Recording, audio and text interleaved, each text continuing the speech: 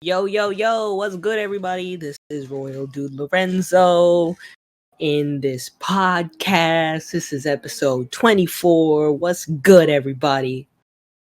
I'm good. All right, though, everybody. Why was that so funny? What? Hey, everybody, my name is Royal Dude Lorenzo. I'm the blue squid here. Are you sociopathic? Like, oh well, I'm doing okay, I guess. Just like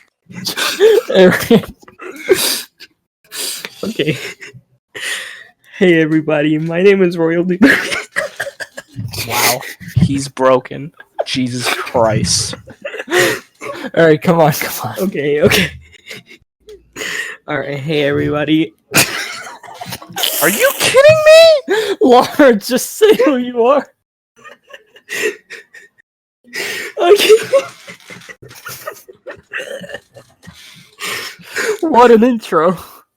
Okay. What did I do?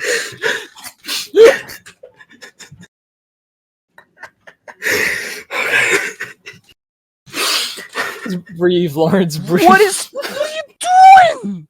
Lawrence, breathe. All right. We should redo this. No. We're keeping that. We're keeping it? Okay. Hey, everybody. We already started. My name is Royal Dude Lorenzo. I am the blue squid here on the Inkling Brothers podcast, and I need a glass of water. My name is Ray, also known as Meatloaf Man. I'm the purple squid on the Inkling Bros podcast. And I'm Eric. I What was so funny there? was like, and I'm Eric. And right now, we're actually waiting for our, as always, step 4 is Step to 4, wait for Isaac. And we're currently doing that right now. But as we're not going to wait to do a podcast. We are going to talk, and we're going to start kicking off our podcast. So, Show must go on that on. note, how's everybody doing? How's been the 2 weeks so far since our last episode? It's been better than nothing, I guess. Better. I agree. There's not much to really say other than I guess still catching up on a lot of things.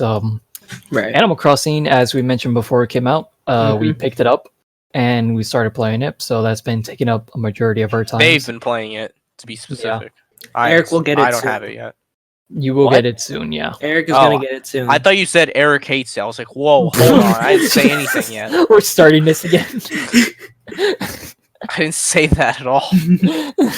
But so that's just pretty much been what we're doing. It's a great game. It's a good time killer. It's so much better to pretend like we're going outside when we can't, and interact with our neighbors, go to each other's islands, share stuff. Yeah, it reminds me of a joke I said in our group chat where I was like, P5 in 2017, fulfilling the fantasy of going out, meeting new people, making new friends, and defeating monsters in the process. And it's like P5 Royal in 2010, fulfilling the fantasy of going out. Yeah. Oh, speaking of P5 Royal, it's already out, right? Yeah, it's it came out in so it's been out in Japan since 2019. To be specific, It came out in Japan in October 31st. 2019, so on Halloween. In America, it came out March 31st of 2020. Don't know why Atlas is stuck in the 90s and just taking this long to localize something, but there you go. Yeah, it's pretty weird in a day and age where nowadays games that are from another country are just coming out worldwide at the same time. Yeah, seriously, Final Fantasy Remake and stuff like that, they're coming out, if not the same day, then mere days apart, 1 or 2 days apart. Fire Emblem Three Houses came out the same day everywhere. Oh, yeah. And then we have P5 Royal. It's let's take, half a year. I will say, though, I think this is the appropriate time for a lot of games to come out. I've been hearing Last of Us Part 2. Yeah, well, what are you talking about? Who doctors are saying that it's bad to play video games while you're inside all the time? Well, then they Or can. are you lick referring my to that boot. thing I linked way back? Yeah.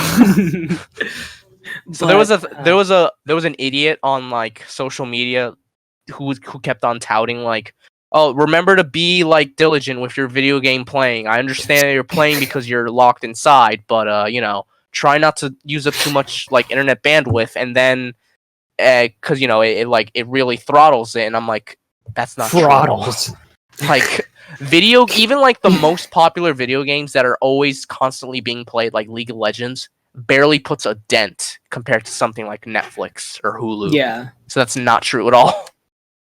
No, I absolutely agree, and I mean, I think chart that shows the differences in statistics.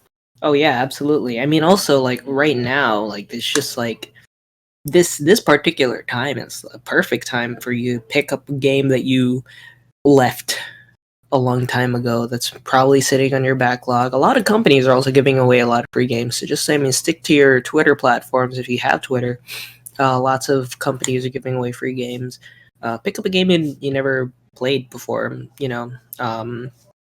and also like I picked up. I went back and tried to finish a couple games, and my 3DS died. Rip. When are you getting that back? Whenever stores open up again.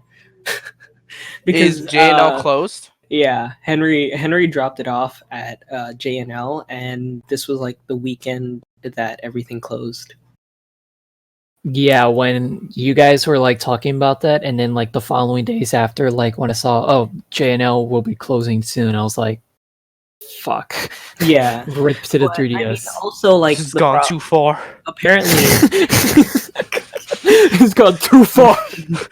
It's affecting J&L now. Apparently, so the people who do the repairs don't come in on weekends. So they, regardless, even he dropped it off on a Friday, so the chances of me actually getting my repair back on the same day are unlikely.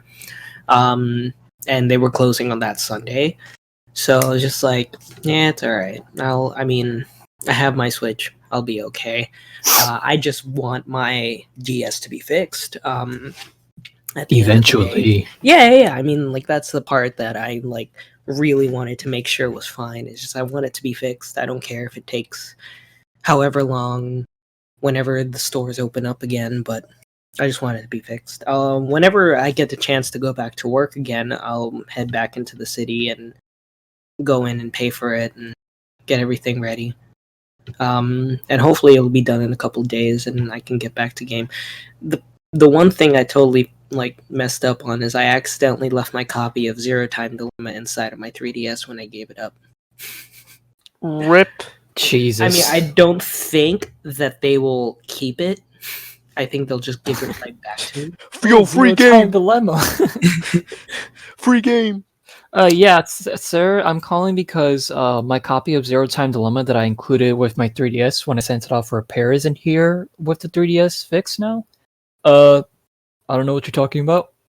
But we do have a fresh copy of Zero Time Dilemma on sale now. And I'm like, oh, interesting. But which really sucks because I was literally one ending away from finishing that game. Like it was just that was fucking insane. You'll have to finish that ending for those of you that 2021. Yeah, for those of you that don't know, my 3DS black screen of death literally that Friday before everything closed down here in New York. And so unfortunately, same thing happened with my 3DS a while back. So yeah, I know exactly. Yeah, I remember when that happened forever ago. Yeah, so I'm really glad to know it's a universal problem, not just mine. Yeah, I was frustrated, especially because recently Nintendo like just stopped caring about the Switch. Sorry, the Switch. The 3DS. Yeah? You think they stopped caring about it? That's a bold claim, Con.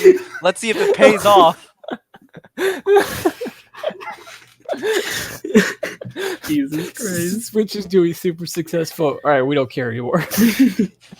Man, one of the most successful consoles in recent memory. And we're done with it. Moving on. Yeah, so Switch 2, baby. It was a so I just recently found out that they stopped caring about the 3DS. So you can't really even turn it back in for a repair to Nintendo because they're not accepting it. Regardless, they're not accepting any repairs at this time anyways, but they're not taking any repairs, period, for the 3DS. It's all Switch repairs from now on. Sucks. Rip. So, unfortunately, that won't be happening for the time being, but I'm so glad that we have mom and pop shops that do repairs like J&O. So, man, I wonder what they're doing right now. Probably self-quarantining, maybe, A little eating, bit. playing games. Oh, of course they're playing games. But It'll be funny if like they don't play video games when they're home. Imagine they're just like, yeah, I mean, this cool game, it's called Animal Crossing, it just came out. You guys should try it. And then I'm just like, oh, could you tell me a little more about it? Well, it's about animals that cross the street. So it's Frogger. Oh, yeah, yes. pretty much. Yeah, I think I've heard of Frogger. Yeah. Nah, but But, the guys at JNL are great though. Yeah, but I mean, everything's going okay though. So far so good. How about you guys? What have you guys been up to? I've been good. Like I said earlier, I've been playing Animal Crossing. Just this is my first real Animal Crossing game, so I'm getting used to like how it is and the whole thing of like how you pretty much have to play the game every day. Like you don't have to, but it's like recommended that you at least tune into the game and do some daily tasks and then just sign off and go back to whatever. But it's good because it's keeping me busy and gives me something to do, and I get to explore this fun little world that it's funny because I was telling Lawrence about this the other day how you get to meet your first couple villagers when you start the game, and some of the villagers you start out with, like you find out that they're really cool characters, some of them really cute too, and then you think back and I'm like, wow, these characters were in Animal Crossing for like a really long time. And like before then, when you look at stuff like the amiibos that have come out or like the trophies in Smash Brothers, you don't know who these characters are, and like now because of this game you're getting to learn who they are, and like now you want the damn amiibo and you want the spirits in Smash Brothers and all that, so it's funny when you think about it that way. Yeah, I from what I'm understanding, this game has just been like, very interesting, I would say. I mean, like, it's been bringing people together in this time of darkness. Yeah, and I mean, it's fun to just kind of like fish and catch bugs and stuff like that. And I'm glad that we can all steal people's peaches and iron in peace, Jesus Christ. I mean, I say that and it's quite funny because the man that I stole his fucking peaches and iron is actually in this chat right now. Just as they were talking about that. How you doing, buddy? Oh, he's not there. How After about you, Eric? mentioning the peaches, he decided not to talk. He's like, no, fuck you, Lawrence, I'm out. Now I'm not here. Now I'm not paying attention. I'm no longer a member of the Inkling Bros podcast. How about you, Eric? What have you been doing? Not stealing peaches and iron. I'll say that first.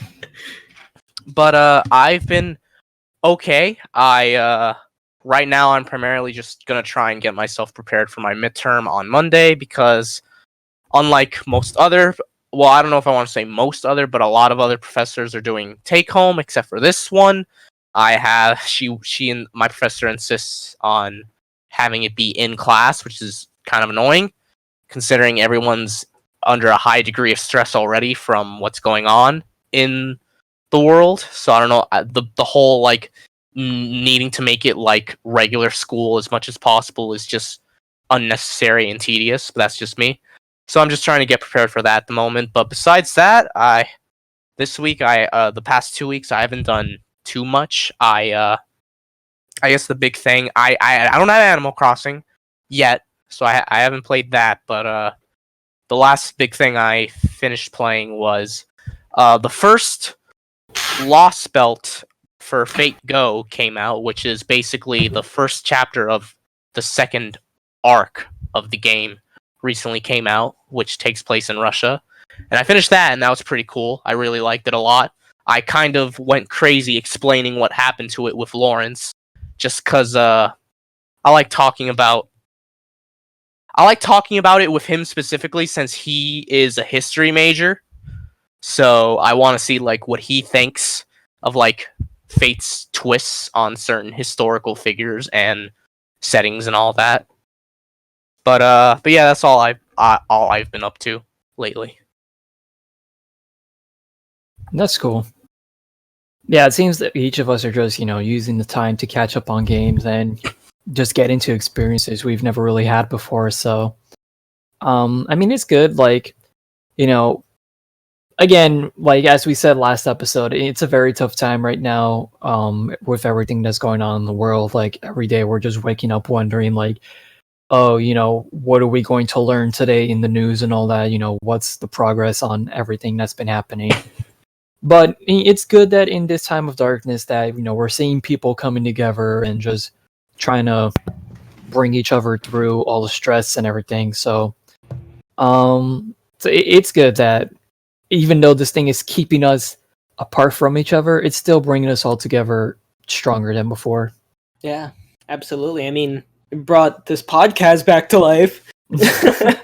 I mean, we're going to bring it back, but like, it just so happened that the epidemic happened at a very, like, I don't want to say convenient time, but like... Don't say convenient, please. Don't make it sound like we wanted this. That's why I said I didn't want... That's why I didn't want to say that. I was like, coincidental. How convenient. The world's fucked. Like... I mean... Yeah, you're right. Also, we lost Isaac. You said it like he just died. Oh my god! Why'd you say it like that? Yeah, so he's gone. He was here, but now he's no longer with us. A member. Oh my god! Stop saying it like that. He'll be here shortly. That's the longest 2 minutes that this man's ever taken. But yeah. But yeah, yeah, I mean, like, that's pretty much what we've been up to. I wanted to transition very first of all. Ray, did you get a chance to watch your favorite Snyderverse show? Jesus Christ. First of all, no, if you meant that question seriously, it's not even my favorite. Well, no, I just wanted to bring it up, but... Did you? No, I didn't get to finish it, but I mean... I've saw enough of it to like where I could comment on it. So, all right, great. So, one of the things that we didn't get to talk about last week, but we're definitely going to be talking about this week, is recently on Netflix there was the things that people have been watching while they've been quarantined. I took a chance to watch it last New Year's. I watched the entire thing while I was on my way to Florida. And also on my way back, is the entire Victorious collection. Seasons 1... What was it? How many seasons? 3? The complete collection. And yeah, like, when I hear collection, I think of like a video game compilation that like has an entire trilogy. So it's just like, weird to hear it for like a TV Victorious, series. The Insane Trilogy. The Mega Man... the Insane yeah, Victorious Legacy Collection. Snyderverse Legacy Collection. Oh yeah, there you go. Imagine if they ever like, released that. Josh all the way to like Sam and Cat. I would hope they don't call it that. They don't call what? The Snyder Legacy Collection. Because his name is like just smeared in tarnished now, so they can't really just use it on the cover. It still feels like he basically died or went into hiding ever since. We haven't heard. We haven't because like I feel like we haven't heard from him ever since that. Yeah, it's like crazy to me. I think this is the appropriate time to talk about this actually anyways, because it's been 10 years since Victorious, which is insane to us because I remember when that thing was first premiering as a kid. Me and our group chat between me, Lawrence, and Ray, a a one running theme is we'll realize how fucking old we really are, despite only being in our early 20s. Because earlier this month was Victorious's 10-year anniversary, or at and least I mentioned it a in week before like this podcast. Yeah, and I mentioned it to our chat, and I'm like, how the fuck has it been already a decade since this show 10 aired? years. I literally swear to God, I remember like the premiere of the entire show. Like, I was there when the first episode aired. I was literally in middle school still. Now I'm in grad school. Yeah. How has the time passed by this quickly? I know, right? And that's the that's also one of the big things that I was thinking about too. Is just like, well, so how is this even possible right now? Like, it just, how has it been already 10 years? But to give a little talk, I know, right? So one of the things that I was thinking about is that earlier this week, the Victorious cast went out on Instagram and on Twitter and posted a little Zoom session amongst all of them, because they can't be in person at the moment. But they did a little Zoom session. Everybody, Ariana Grande, Victoria Justice, Liz Matt Gillies, Bennett. everybody, Matt Bennett, they were all there. Leon Thomas. The third, remember that? Who was the guy that was with them, the old guy? It was obviously I thought you were gonna Psychowitz? say who No, was the the other guy. first and second when I said the third. So I'm like, I don't know, his parents, his dad. Leon Thomas the third. Well, that's his name. He's the third. He's the third. He's the third. Yeah, that's why I thought you were gonna gonna be like, who was the first and the second? It's like, well, I assume his father and his Leon grandfather. Thomas the first. No, but actually though, I do mean is the who was that guy? It wasn't. I'm not saying Psychowitz, because I knew what Psychowitz looked like. He was in the upper right, but the guy in the middle. I don't know the answer, but it was probably either a cast member or someone who wrote. Or he did not look like a cast member, my guy. Unless like, I mean, it's been 10 years. They could have changed significantly with the also way they look. characters like Tori's dad. I mean, look at Ariana Grande 10 years ago compared to now. Yeah, I mean that's true, but I mean this guy does not look like somebody that I remember. Matt 10 years ago and 10 years now. Yeah, he doesn't have that Jufro anymore. Yeah, he looks like a totally different guy. Now. I think time was kind to each of them. Yeah, no, time was kind to a lot of them. Unfortunately. How is that what unfortunate? Did you want them to turn out ugly? No, I mean, not that they didn't look good back then, but I'm just saying they look great now. But like, wait, so what's unfortunate about that? Compared to a lot of other shows where time wasn't. No. You need to answer me. Yeah, that's what I mean. Like Amanda Bynes and all that. Like, like those news reports of like, this celebrity's on drugs or something. Yeah, like time that. was not kind to those people. If that's what you were trying to implicate, you did not do a good job, because you literally said, yeah, they all like really time was great to them, unfortunately. I'm like, wait, what? So you're saying you wish time wasn't kind to them? You're saying you wish they turned out ugly or something? Yo, fuck time. Like, what the fuck? Like, I get what you're saying now when you explained it, but what you said before that did not match up, is all I'm saying. But yeah, no, I'm glad that, I mean, they're also like still friends.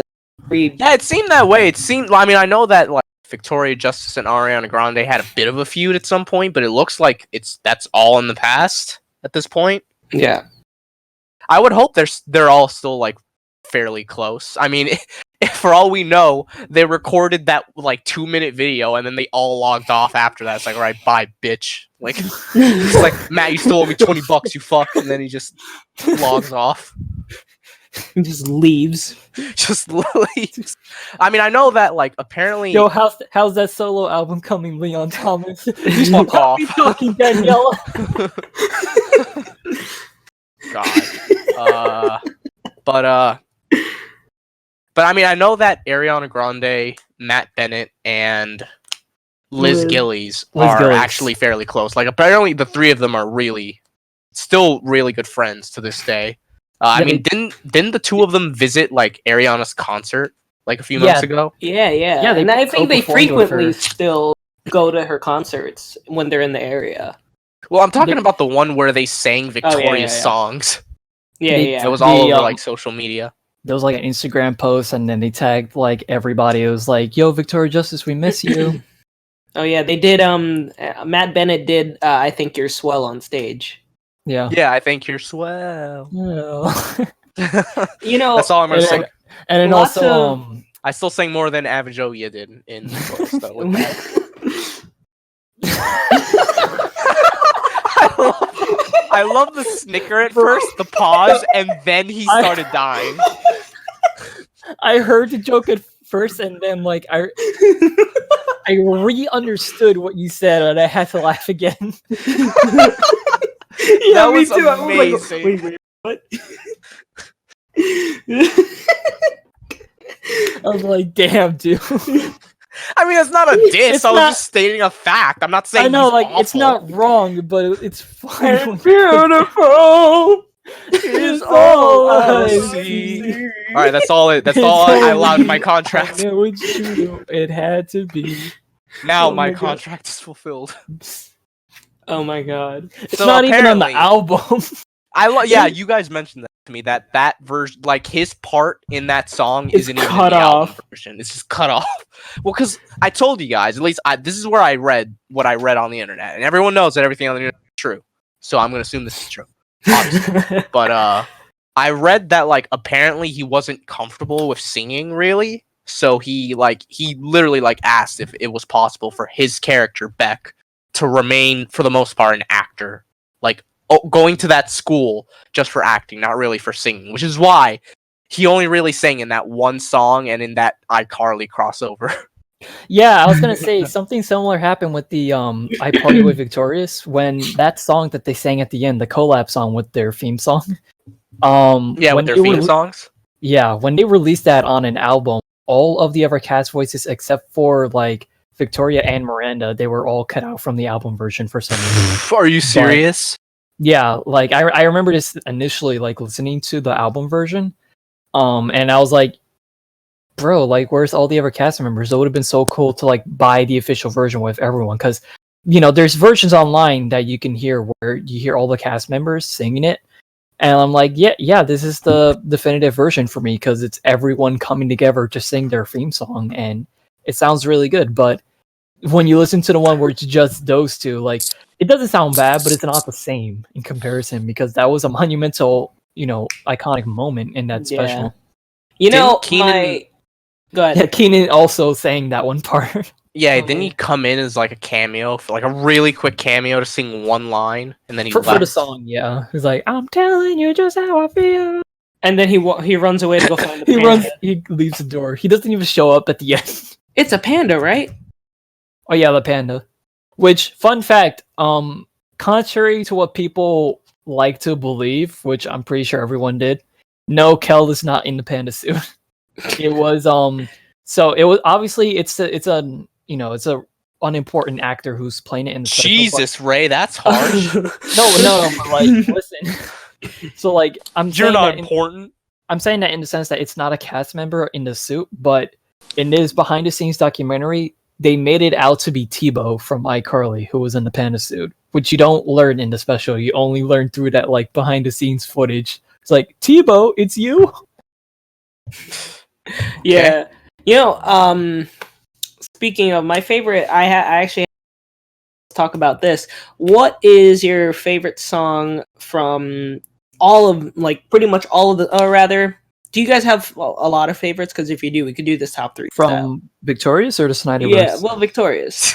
God, that word still makes me laugh. Do you want me to call it something else, or like? No, it's just funny to me. Is all. Call it the Nick Sitcom universe. That's going to involve a lot of other shows that don't. I mean, that's a lot more syllables to say. I'm not, like I said, I'm not saying it's bad. I just think it's funny, like the idea of it being touted. Like, I guess it's funny to me because Nickelodeon doesn't call it that, obviously. So in my head, I just picture Nickelodeon like officially dubbing it the canon. That name now. It's like, this is called the Snyderverse now.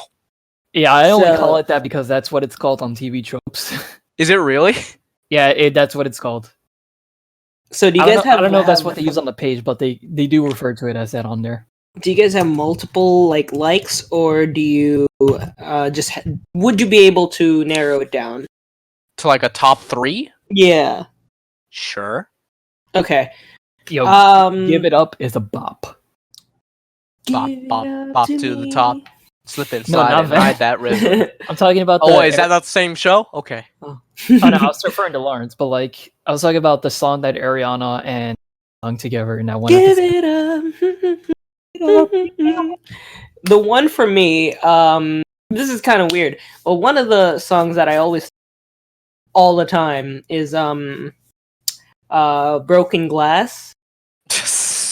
It's fun to run, that, like, fun to play. It's I actually went out of my way to learn the fucking lyrics. Like, it's fun so to good. break. Apparently rated too, because he's singing the whole damn song right now. Dude, Broken glass is not a food, so don't you listen to some dude who says put cheese on broken glass and make a sandwich. You'll bleed across the land. Now, broken glass is not a toy. Or something like yeah. Might as well bring out your ukulele and start playing. Harmonica solo. Know? Harmonica solo. It was a great song. That was a bonus track on one of the Victoria's albums. Oh, really? Yeah. Oh, bless. Do you have these? Like, no, I don't. Like, I said I learned like from the okay. and like from other sources of like some of these songs were like bonuses. Because you keep referring to it, I'm like, did he buy them when he was a kid? I had the Icarly soundtrack. Some of them were also on iTunes way back in the day, which I spent a lot of time on when I was a kid. Yeah, when I was a kid, I actually bought the Icarly soundtrack. You could barely find the physical versions in stores. Like, occasionally you would see it pop up at, like, say, Target or Sears or whatever, but, like, besides that, they were, like, rarities, at least for me. I bought it in the Philippines, so I didn't get a chance to buy it here. But it was from a legit store, though. It's, like, from an actual, like, are you sure it wasn't retailer. A bootlegged version? No, this one was from a real electronic.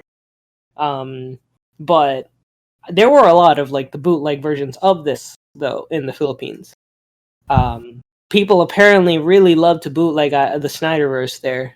Evidently. Yo, I wonder what the Filipino dub of the Snyderverse shows sound like. Probably English. Lawrence was part of it. I remember. Beck. I remember when I was there in 2013. I watched Beautiful. This was around the time that Victorious was getting big, and also iCarly. I think Did you say in 2019? Because Victorious was 2013. I'm like, what? A show that's been off the air for half a decade? I believe Lawrence was referring to. I believe Lawrence was referring to the boom that happened when they finally added the show to Netflix, and then everyone was just talking about it again. No, but so when I was there in 2013, it was there. So they were watching. Right. I think even I go to Japan. I think was playing one day when I was there, and it was just in English. I go to the Philippines. Remember when Shake It Up also fucking like had a Japan special? I feel like they were definitely ripping off iCarly there. I mean, iCarly dedicated a whole episode to Disney ripping off Nickelodeon's ideas, so I mean, I can believe it. You think it was like in response to that? Probably. Yeah. Wait, what's the episode?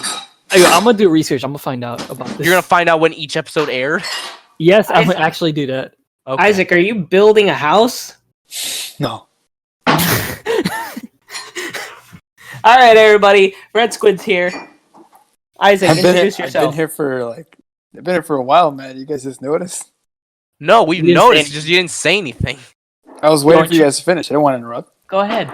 Yo, introduce yourself. Then we'll get into the songs. Go ahead. You just did. Thank you. I just did. You did my work for me. Introduce yourself. You just introduced me. Eat your fries. Okay. Eat some fries. I'm Red Squid. Drink your shake. Also known shut up. Also known as Senpai Isaac. Wrap up the podcast. Wrap up. Yeah. Okay. Great podcast, everybody. The other song was that I really liked was the sing that song.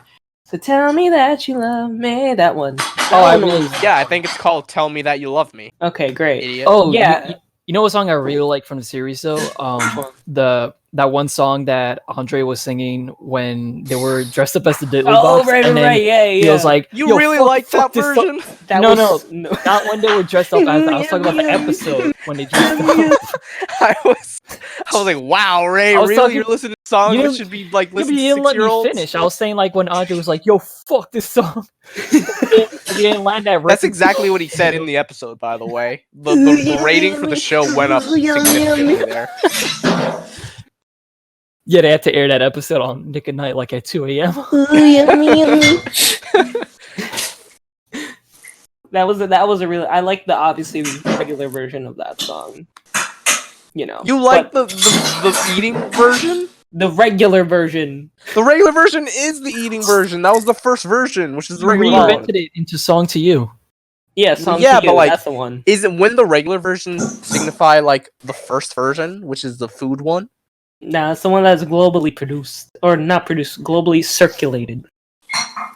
Is also the Song to You. Also, going back to the earlier thing, so I Go to Japan aired on November 8th, 2008. Yeah, 2008. I Take on Dingo, the episode where they parody Disney Channel, aired in 2009, but the Shake It Up episode where they go to Japan aired in 2012. So, I guess it was just a trope. Damn, 2012? I don't even think I was born yet.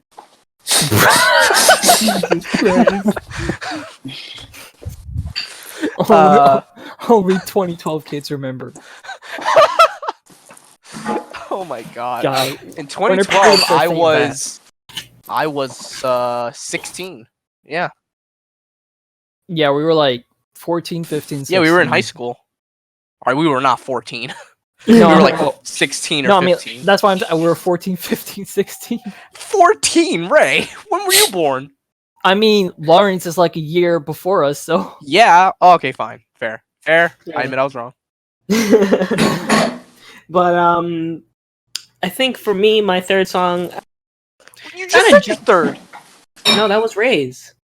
What? No! No, Ray said his third was Song to You. Ray's one of Ray's favorite... Oh, okay, right. Alright. I mean, I was wrong again. To you. So, for me, my third... So, I said Broken Glass, and then I said Tell Me That You Love Me, and then my last one...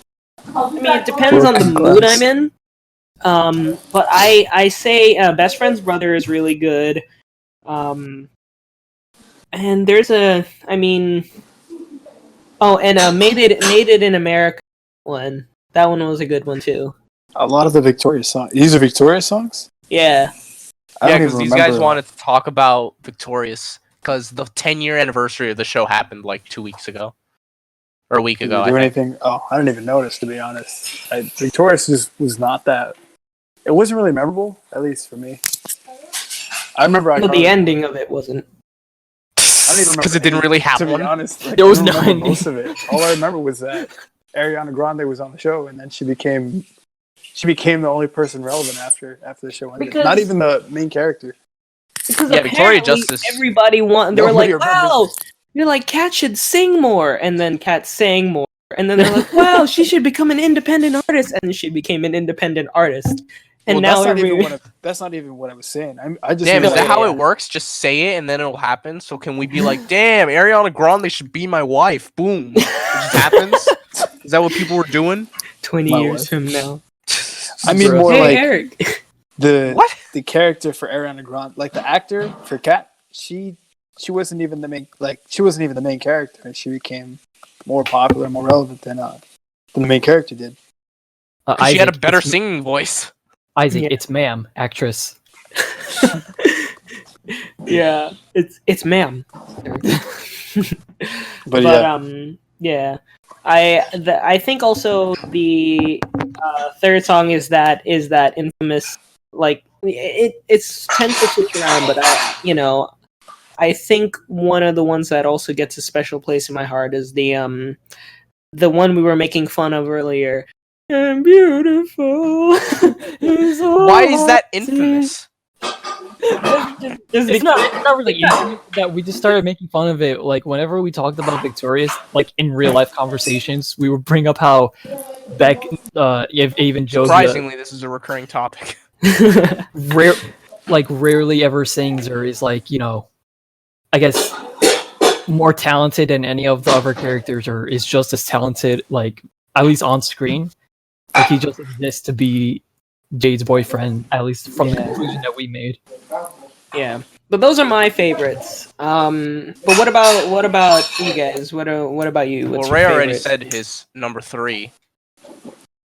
Or Number 1. What was it again that Ray said?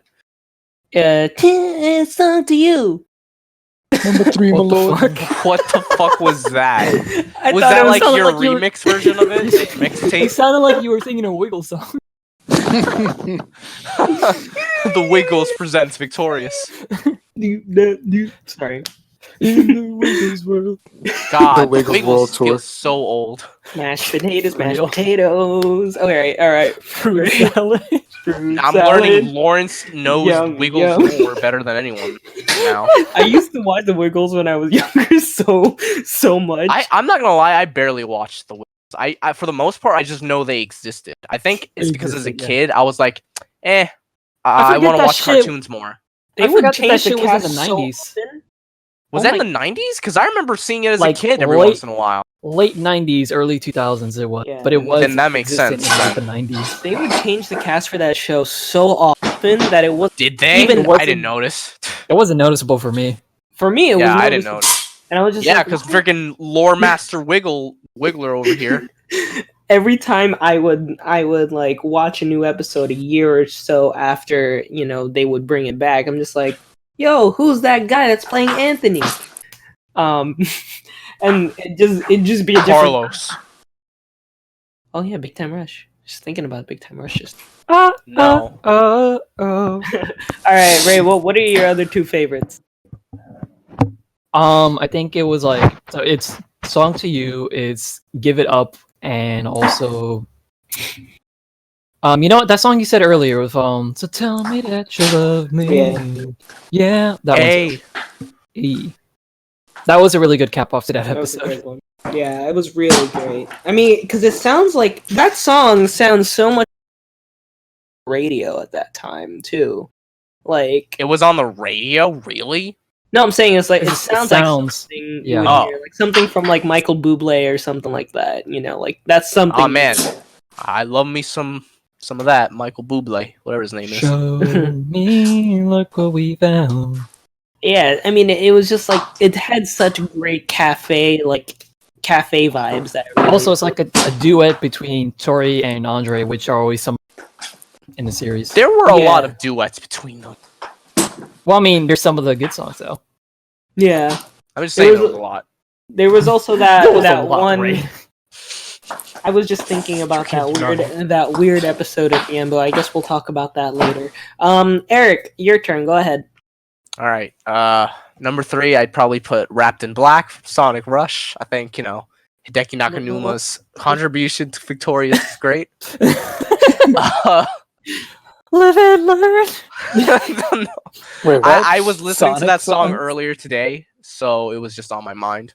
But I guess I would say number 3 for me would be... Number 3, my lord. I think I really grew attached to Make It Shine, which was like the theme song. Oh yeah. Oh yeah, definitely. Number 2 for me would be Give It Up, because it's kind of a bop. Give it up. You can. And then number 1 for me is Liz Gillies' song. What was that song's name again? You Don't Know Me. I hell really yeah. like that song. Like, I actually legitimately still love that song. Because I think she's just as good as Ariana Grande. And I actually really like the message in it and the lyrics of the song quite a That bit. was a slow song, right? No. Yo, not gonna lie, where's Which one? actually her solo album at? Yeah, I'm kind of shocked she didn't go into music, because I think she could be just as big as Ariana Grande. Her voice was great. She's still acting. She was recently. I don't Yeah, know the she's- name of she's it, an but she was actor. in a Netflix show recently. Yeah, I remember you So mentioned. she's still doing stuff. Yeah. I'm just surprised she didn't go into music. I love the voice that she used to do when she was. Oh, the running gag. He's like, my name is Tori and everybody loves me. It's like, I do not sound like that. Whatever you say, Tori. Wow. You, like, rehearsed this in the mirror, didn't you? He wants the part.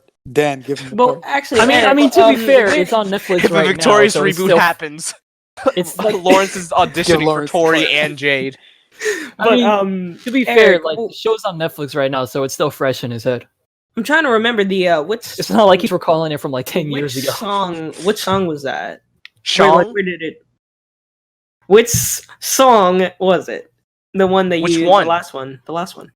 The one that I said? Yeah. It's Like, in where- the from episode where Jade and Beck get back together for the second fucking time in the show. Oh right. Yeah. There you go. I remember where she. Yeah, takes the you stage don't and know got it. me. Yeah. I like that song. and learn. Yo, I want to hear Wait, Liz how'd you Gilly go from- sing Live How'd and you go Learn from a now. Nickelodeon song to a Sonic song, bro? I want to hear her sing Sonic Adventure 2's Live and Learn. Just Hey make a man, cover if you of it. ask her, she might do it eventually. Or she'll be like, something else. What? She's in quarantine. She's got time. Yeah, She'll she's be got like, time. "What?" What's Live and Learn? What's Sonic? All right, What's what about Sonic? you, Isaac? Does it have to be a song from Victorious? Yes, this is what this is about. He's like, number 3, Hall & Oates, Out of Touch. Love that Victorious song. You know, I played that song at our senior prom. Yo, I love that God. song. Not senior prom, on our senior cruise trip. I don't know if you recall. Yeah, I but- remember. and then the kids in my class were like, what the fuck is this? Yo, I think it's like number 3. I found a way. I found, Found a way. Number 2, Gasolina, Yo, Daddy I love that Yankee. song. I love Number- that number episode 2.5, of Victorious where they made a tribute to Daddy Yankee. What? All right, I'm gonna be honest with you guys. I don't remember that much of Victorious. Like, it was a good show, and I got into it, but I didn't really get into it like that. I think by the time it started, I was watching some of it. I was like really into some of the actors and actresses, but the thing is, I don't remember too many of the songs. But It's fine. I remember there were some songs that I was into, like from that show specifically. I think I'm trying to remember which. I was into Ariana Grande, so like anything she sang, I was into. I don't remember any of her songs though on that show. Oh, she did. So wait, there were songs on the show that He people didn't sang. say I couldn't. She did give it up. She was in that one. But so were these like songs in the episodes, or were these like In the songs that episodes. came Yeah. out from the show? Yeah. I mean, they did release an album, yeah, but like it did play in the show. Gotcha. Yeah. I mean. Oh, and they also did the Michael Jackson tribute in that one episode. Oh, right, yeah. right. Well, the I one want where you they go to back. prison. Show me that I love you. Yeah, what is with the Schneiderverse and like these insane plot lines? See, It's a little- see, It reminds me of this one Tumblr all- post of like Drake and Josh, where it's like Drake and Josh season 1, like I know what oh you're talking about. yeah, like they're babysitting like a neighbor's son. Season 1, and then season 5, they accidentally sold an orangutan to a person who eats orangutans. I'm like, what the What fuck? the fuck? What happened? I mean, it's not wrong. I mean, the first season of Victorious is. Oh, Yeah, I could tell you I'm Drake and Josh sorry. songs. In Or I could all tell fairness, Victorious did jump the shark at some point. Yeah, they did. I could tell you Drake and Josh I mean, songs. all of for, like- Schneiderverse shows drop the shark at some point. But there were only like Drop, one at least songs in Drake and not Josh. though. Drop it. drop the Well, shark. at least Drake and Josh and like some of the older shows at least try to have like proper conclusions with it. Also, Yeah. too, like Except Drake and Um, Josh, they didn't have a problem. I mean, technically, funny- the Christmas I mean, one the is Christmas supposed thing to was be like the last thing. technically. yeah, well, that came out years later though. Like, Hello? yeah. Yeah, yeah, we hear you. you're good. Okay, I Um, was just making that- sure. But yeah, that came out years later. That was a more to the series. The final episode, if you don't count the Christmas thing for Drake and Josh, was the Was the dance dance. one. Dance competition. I remember because I remember when I was like, and they didn't even how announce they it as the ended it. last episode. They Yeah, made it just kind of seem happened to be Just the a last regular one. episode. they just made it seem like someone was pretty much It was dying. Like when I was I remember reading the description and it says Drake and Josh have a nervous breakdown and I'm like, what the hell? What? Are you sure? Dude, is this like that 80s show Sophia's Depressed? What? Sophia? Wait, are you talking about that 70s show spinoff that barely anyone knows about? That 80s show? And how the final episode was like Sophia's Depressed. That's the name of it. Are you serious? Yeah. So What a I cliffhanger. remember when I was looking up, when is the final episode of Drake and Josh? Turns out it was that week that I was looking it up. It was kind of funny how things end up, right? And then when I looked it up, it wasn't a downer ending. Yeah, when I looked it up, it said, Drake and Josh enter a dance competition, and Josh has a nervous breakdown, or Drake has a nervous breakdown. And I'm like, what the hell? Wouldn't Josh be like, one to have a nervous breakdown? One of them dies. At the time, I didn't know what a nervous breakdown really was because I was really young, and so I looked it up, and I looked, can you die from a nervous breakdown? And then I looked it up, and apparently, WebMD told me, yeah, you can if you can have a heart attack. So did you think Josh was gonna die? Yeah, I thought someone was gonna die. That's a dark ending. One of the brothers just dies. Because they didn't tell me how it was gonna end, and then I was watching it, and I'm just like, so no one dies, and they just kind of dance off stage. That would have been. Were you disappointed? Well, I mean, because I was just like, where's my death? Because I was just like, hold on, look at my brother. I was confused. I was like, wait, where's the nervous breakdown? I didn't see it. I thought the show ended after the Christmas special. Yeah, the Christmas special came later. And that became the official ending at that proper point. Finale, yeah. So that's because I remember that was like the last Drake and Josh movie. Yeah, it came like a few years after the dance. Like 1 or 2 years after. I can tell you. So if we're still talking about like favorite songs, for Nickelodeon shows, I don't remember any of them from Victorious. But I could tell you like some from like Icarly or Drake and Josh. Yeah, sure, definitely. I'm trying to remember exactly which ones. Like I it's been a while, but it's gonna take some time to realize. That was one I liked. I liked the opening for Drake and Josh. Hey, let's go, everybody, let's go, love in my heart. Oh yeah, that was another one in one of the. That was a good one. Yeah. Was that in Drake and Josh or? Yeah, that was the one with Drake and Josh Go Hollywood. Tony Hawk. No, that was the shrimp one. Yeah, the shrimp really? One. Yeah. Oh shit! It's your fucking Schneider versus Lauren Sheck idiot. With the commercial, yeah. When they tried to like replace it with the Trash Ass remix. Yo, and then he has a trap remix, which is shit that actually happens in real life. There's a trap remix. Yeah, no, yeah, that's basically what it was. It starts off regular, and then after that, as soon as he gets into the lyrics, he gets a robot. Drake's voice. He gets auto-tuned, and they slow weird down. Ass auto-tune, yeah. And they slow down the music with a beat too, and they're like, "Yeah, I love this." And then we're just like, What was the song that got recorded for the Drake and Josh episode where they go to Japan or where they go to? Not Japan. Not Japan. But when they go to Hollywood. Hollywood, yeah. I don't think they had a song for that one. They were on TRL. Oh right. Was it? No, I was gonna say, is that song that we all. It was like the episode where he had to record a song for like a shoe company. Take me. Oh no, yeah, that's Really Big Shrimp, Isaac, the one you're thinking of. Oh, okay. For those shoe commercial.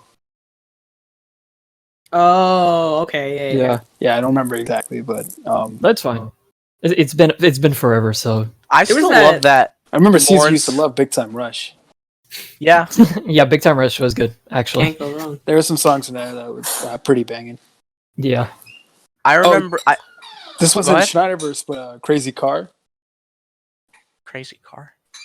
The Brothers Band. Oh, Naked Brothers Band. Naked Brothers. Oh, right. I barely remember the Naked Brothers Band. I don't want to go to school. That's not cool.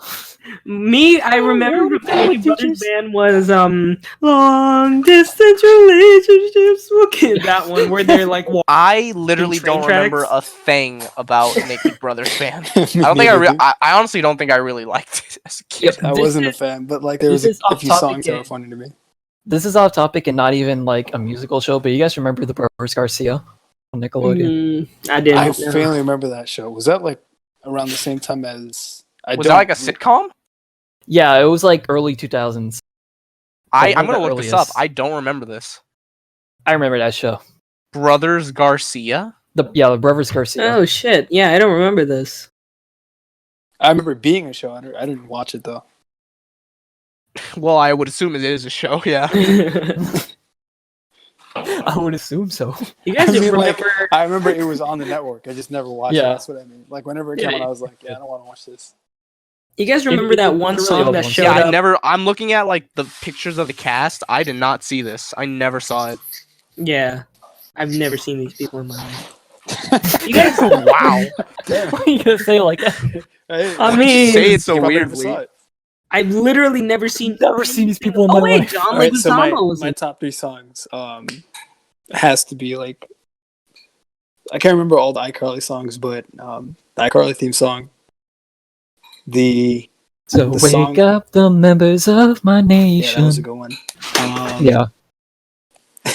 Big Time Rush. Like I can't remember any of the songs, but the boyfriend song, that was catchy. Looking for a boyfriend. Yeah, they got Snoop Dogg on that. Snoop Dogg is in their Christmas special, bro. Boyfriend. Yeah, he was in the Christmas special, idiot. You know Caesar did a cover of he that song on did. YouTube? He did a Yeah, I remember the remix. Christmas special. He did. They did a remix of Boyfriend with Snoop Dogg. I don't believe you. For real? I don't believe. You don't believe? Yeah, the Yes, rap. Snoop Dogg was The on rap it. goes, "You need a boyfriend." Well, that could be that. I like that you remember. Oh, and says the album. So, do you guys? Okay, so speaking now, since we're freaking talking about like your Nickelodeon sitcoms, Wait, you remember that sitcom? Oh, what's up? Oh, I was just gonna wrap it up. So number 3 is the iCarly song. Number 2 is Big Time Rush. And number 1 is like the Drake and Josh main theme. Okay. Valid. Valid. I was just gonna say, there's 2 Nickelodeon sitcoms that I feel like no one remembers. Do you guys remember Romeo and Just Jordan? I Yep. do. I I remember do. I remember those shows. Like I didn't watch those too often. Like a lot of the teenage stuff in the early 2000s, I didn't really watch that much. But I do remember the existence of these shows. Just Jordan. I I remember actually that. watched a little bit of Just Jordan. That was Yeah, me It too. was okay. Yeah, Remember the theme song? I feel like remember- no I one. remember I remember the theme song. Yeah, like it's just Jordan. I remember Unfabulous. I never really watched Unfabulous, but I do caught some remember that episodes one. of it. Yeah. Did you guys ever see Romeo? Yeah, Romeo. I watched It was on little bit of Nickelodeon a lot back in the early. Yeah, 2000s. like back in like early Yeah, 2000s. this show Little looks Romeo. early 2000s. Yeah, right. Like The I'm way looking they're it up dressed. now, and this is super early 2000s. I Look wonder at what that- happened to these Look people. at that title theme. Yo, where's Romeo right now? Yeah, like what are they He's doing at home, these obviously, days? but- So Romeo, I actually just found out a couple years, actually late last year. He now owns a shoe company with his father, Master P, who was also on that show. Romeo. Masterpiece. I thought I was gonna say Masterpiece. It's called the name of the brand is called Mignati. And they it's like supposed to be luxury shoes for like $300 or something like that. Really? Jesus. Yeah, no, look it Christ, up. It's there's a called lot of- Mignati. They're There's a lot of probably dead making shows business knowing the shoe There's a lot community. of early 2000s Nickelodeon shows that just went to the grave. Right? Seriously, it buried felt like and there were nobody so many remembers them. sitcoms that, like, if it wasn't Snyderverse, it just went to the wayside, and no one tends to remember Dude, those it went like into the Yeah. 2000s it went to the ether. sitcoms. Yeah, I don't remember any of these Phantom actors Zone. or actresses. The Nickelodeon Vault. Yeah, like I feel like a lot of these people just kind of they didn't die obviously, but they're like not relevant at all. Yeah, faded into obscurity. Pretty much. Yo, you guys I'm gonna remember look up Cousin Unfabulous, Spear? 'cause I don't know if I remember this. Unfabulous. I mean, obviously, You guys remember? I don't know if I saw this one, Unfabulous. I don't think I did. Yeah, I don't think I saw this one as a kid, so I don't know about this one. It was on often, but I don't think it lasted that long. According to this, it lasted from 2004 to 2007. So yeah, it doesn't which is seem like it like lasted peak long. Zoe 101 time, which is what I was watching. at Yeah, that like- time. It feels like there's the main sitcom, and it's usually like a Snyderverse sitcom, and then Yeah. there's these lesser ones that are there, but they're not that popular, and they end up only getting like maybe 2 seasons or so, or around that, and then they just kind of fade to obscurity. They get canceled, a few reruns here and there on like foreign channels or like in foreign countries, and then boom, it's gone. Like no one remembers it. I swear that's the thing with Nickelodeon. Oh hell yeah! I don't know about like. Are you saying right now or like it used to be? Well, yeah, no, I'm saying like back then, like when we were growing up. I don't know if they still do that now. Yeah, I specifically remember seeing shows going on I remember like I'd catch an episode or two of a show. I can't remember like off the top of my head, but I would get into that show and I'd be like, damn, what happened to this show? And I'm like, oh, it died. On Disney. Yeah. Okay, now I remember one. Like, do you guys remember the show Life with Derek? Yeah, I remember. Well, isn't that, I think that's I Disney forgot you Channel. mention it. But yeah, Disney that's Channel, a similar one where like the same death happened. Yeah, like it was going on in the mid 2000s, and at that point, I think stuff like That's So Raven or Hannah Montana were like the big thing. But Life with Derek was there; it just wasn't as popular. It died, yeah. I remember. And then it just kind of died. The actresses too, like the main actress I had a crush on, and then like there was the other actress that played the little sister. Because I was 12 at the time, and I was like, damn, like this show is cool. Wait, where is it? Dude, I remember shit like Even Stevens and like I remember Even Stevens. Yeah. Phil of the Future, yep, I feel I like remember everybody like those super early 2000s, like late 90s, early 2000s shows, like Even Stevens. Everyone remembers that one. Yeah, I remember Even Stevens. I remember Phil of the Future. God, oh man. You mentioning Life with Derek, I remember the theme song now. It's like Living Life with Derek. Living life with Derek. Derek.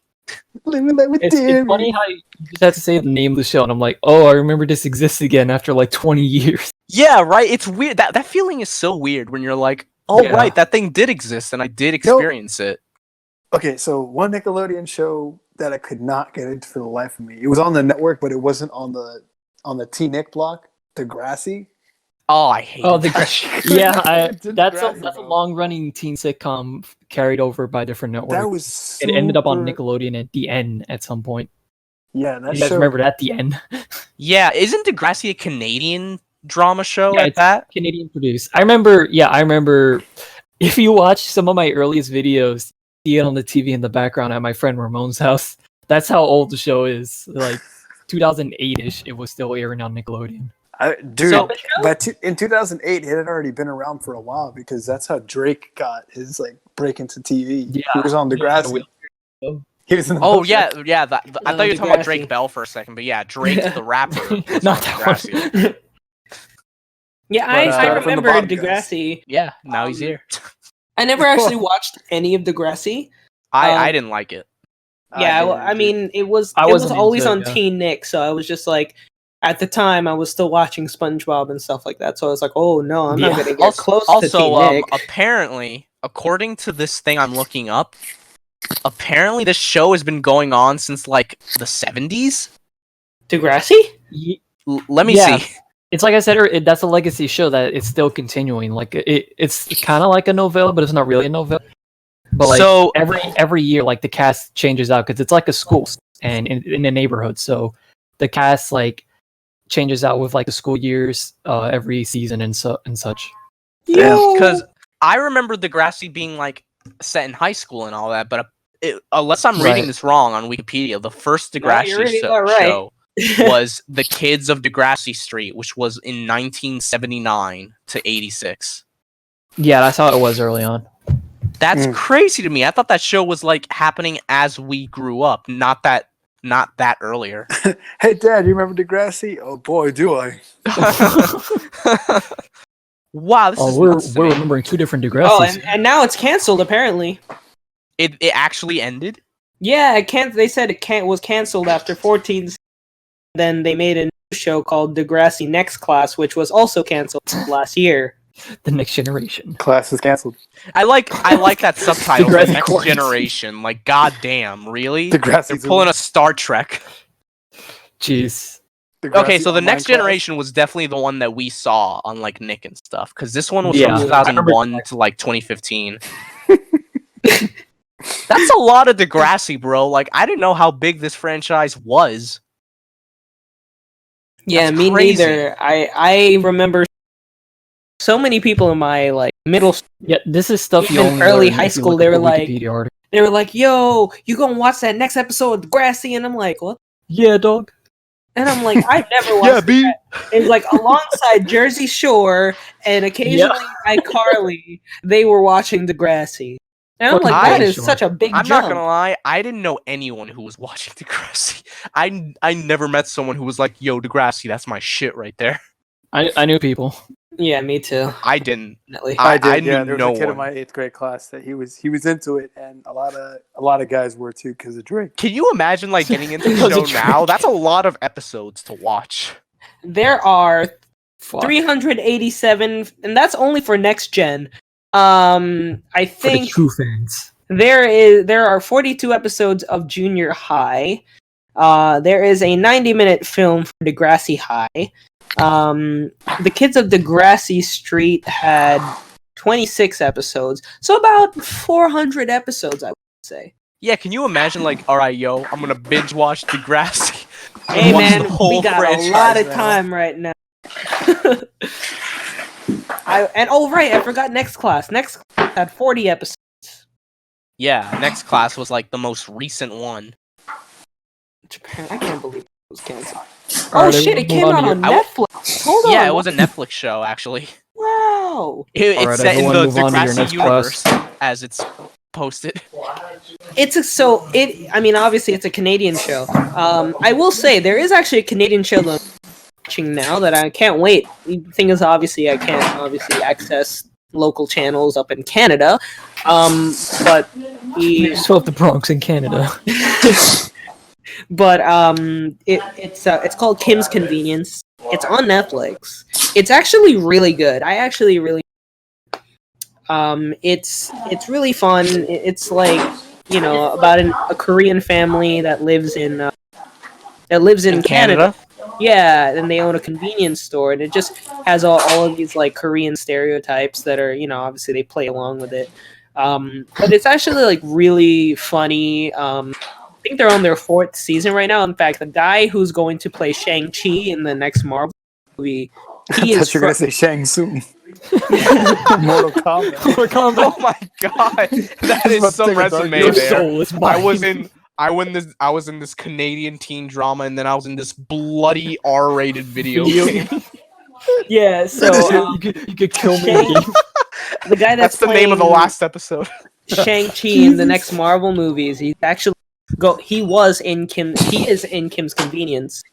I forget his name, but he's actually very good looking of a guy. But yeah, so obviously the thing with Canadian syndication is that you gotta wait till the season's over till you can get it on Netflix.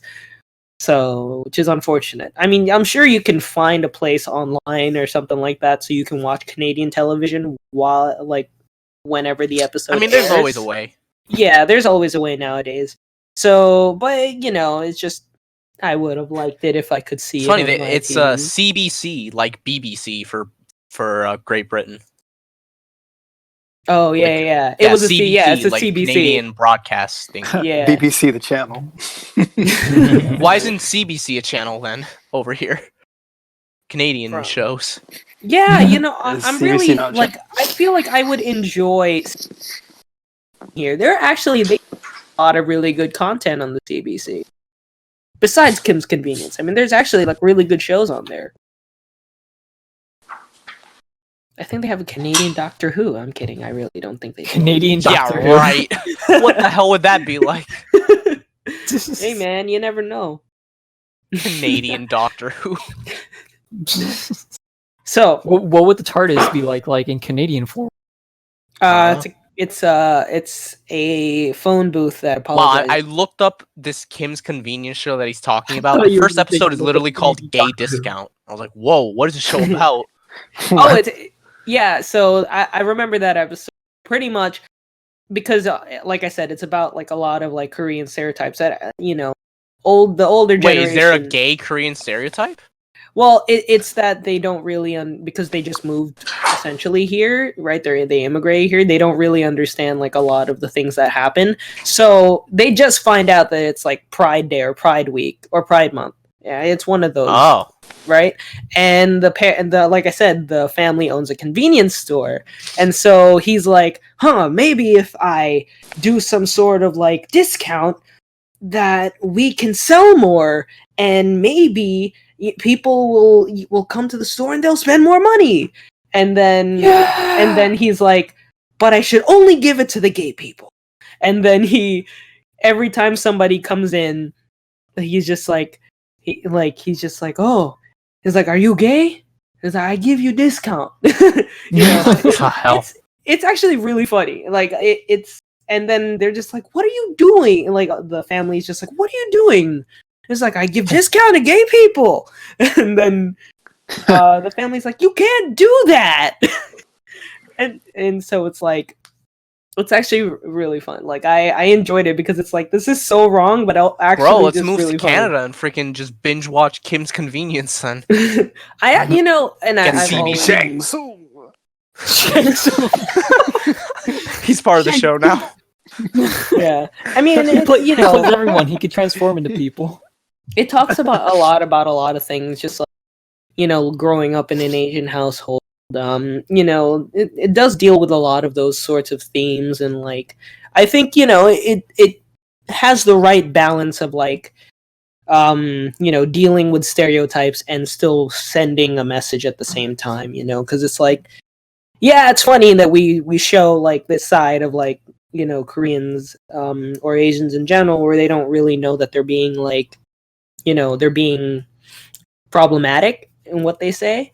But then there's also that balance of like, yeah, that's him, that's the guy, that's the father that owns the store.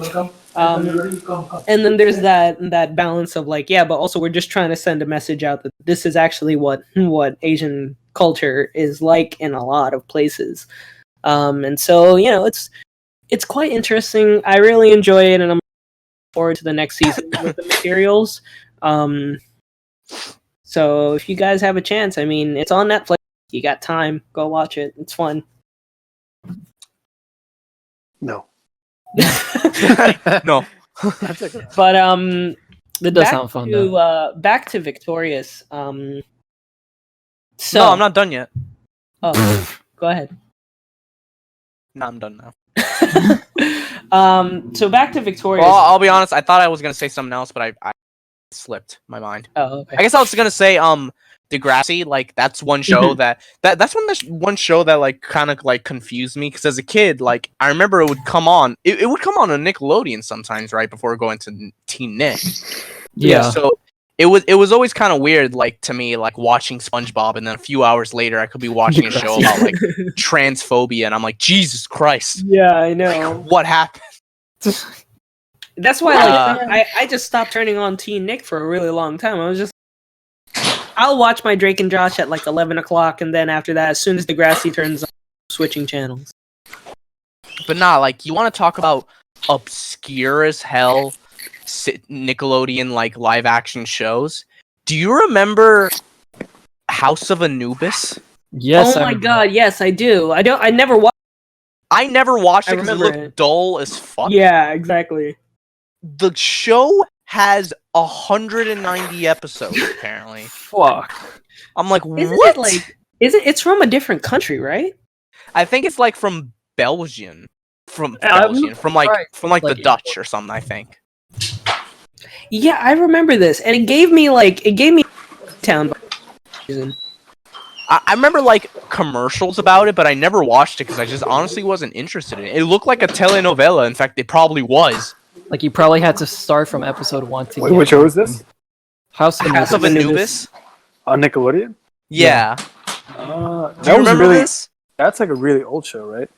Yeah, like it's not even that old. Like it first started airing in 2011, so it's not even 10 years old yet, but it feels ancient, and it's definitely a show that just kind of like got lost to time. Like I feel next to no one remembers it.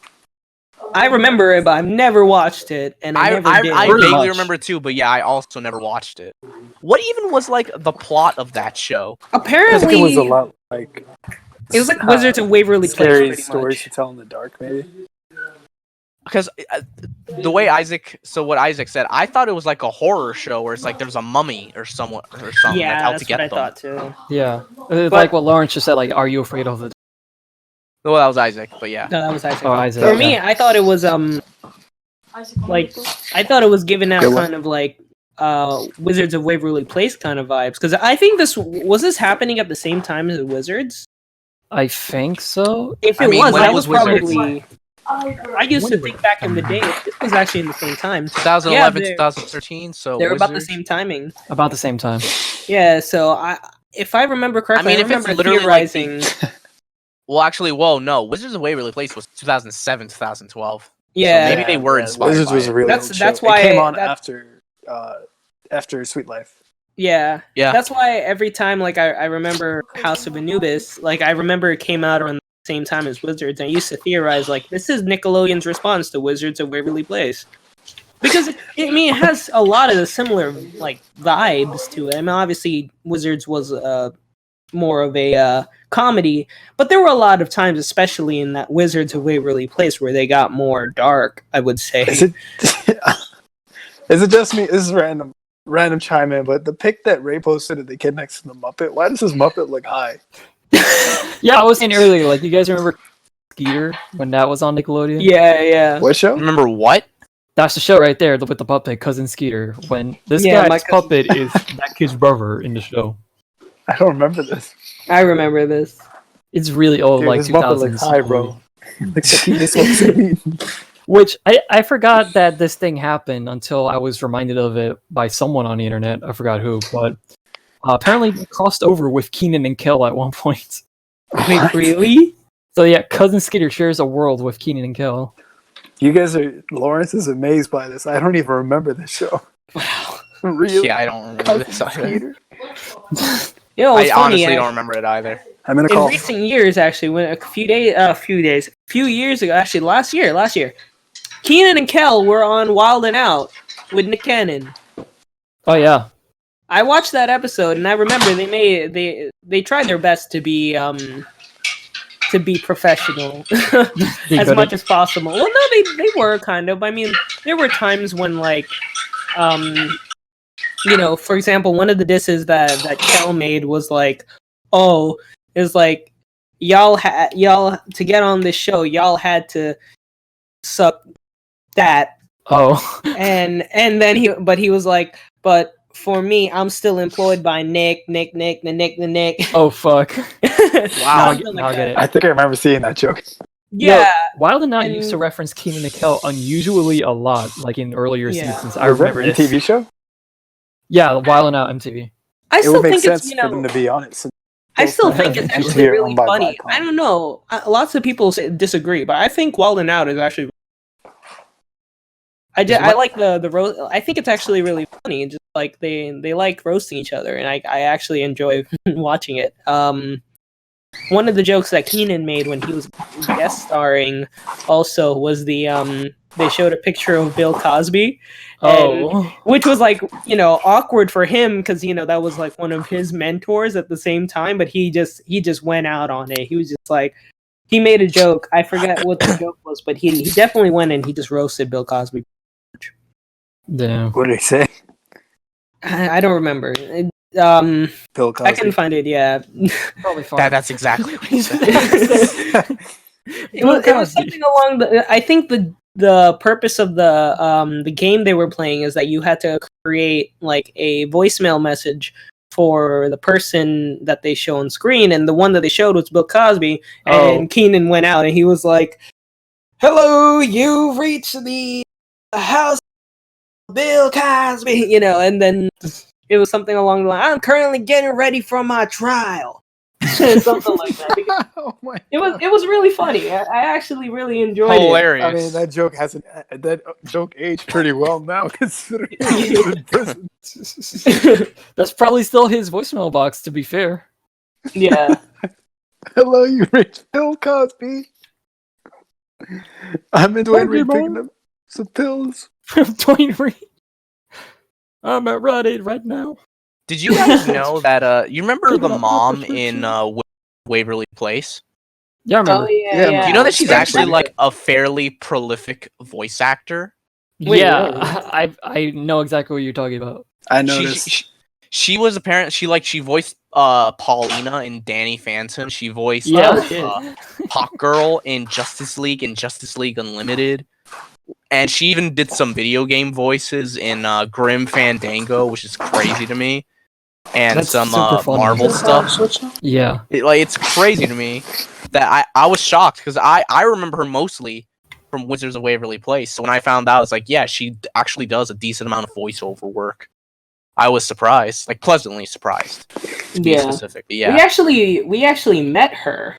Oh yeah, we did that one year at Comic-Con. Yeah, let me see if I can pull up the picture. Yeah, but Yeah. I mean, we met quite a few people and she was one of them. Surprisingly, I did not know that to be there. We just kind of, on a whim, we saw that she was going to be there, and we were like, oh, it's $20 to get a picture with her. Why not? Let's do it. She was nice. See. Yeah, she was a cool person. Yeah. Let me see if I can find it.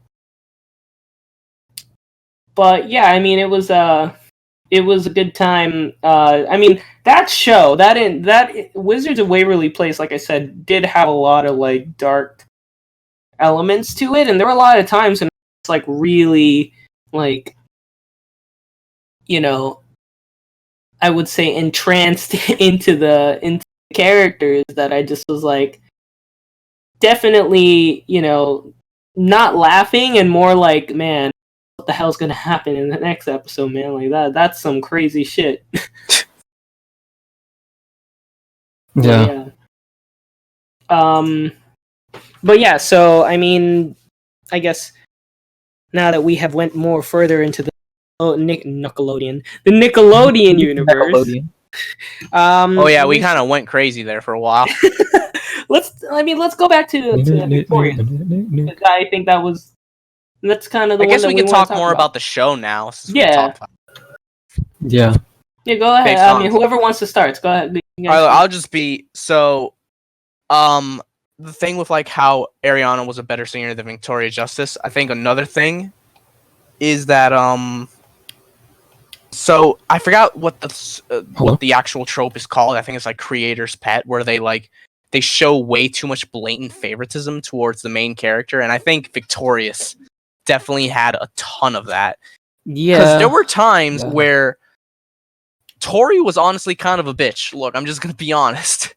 And no, you're the big right. one that everyone touts for that, including me, is the prom episode where Jade had something planned, but then Psychowitz idiotically replaces it with Tori's prom idea. And when Jade is mad, Tori literally doesn't care.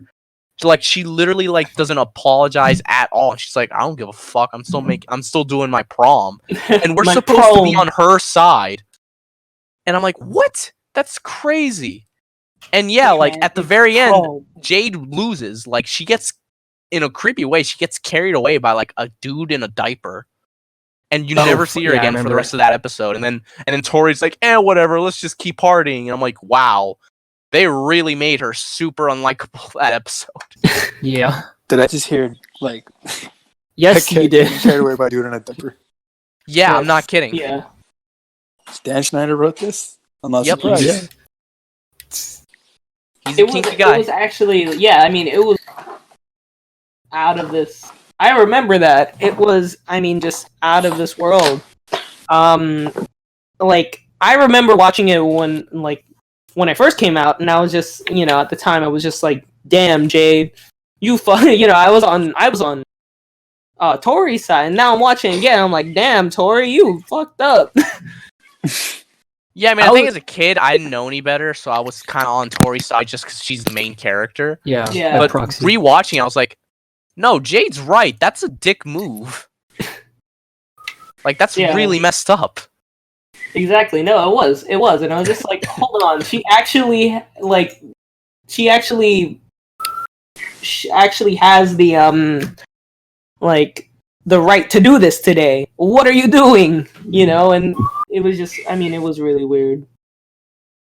I mean, that entire series just had a slew of really weird moments. I was bringing this up earlier, sort of, and I don't really want to bring up too much of this, but when I first watched it a while back, I was confused because I don't remember this episode This was the one which was supposed to be the last episode on Netflix. Technically, is the one where they say yes, right? And me and Eric talked a little bit about this, but it was when when Andre is play and make a song, and she's just being really forward about a lot of things. It's just okay, this is a little uncomfortable to watch.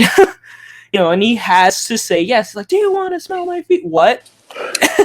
What? Oh yeah. Are you talking about Schneider's insistence to insert his kinks into his shows? Yeah, I think we just have to bring it Schneider at this point.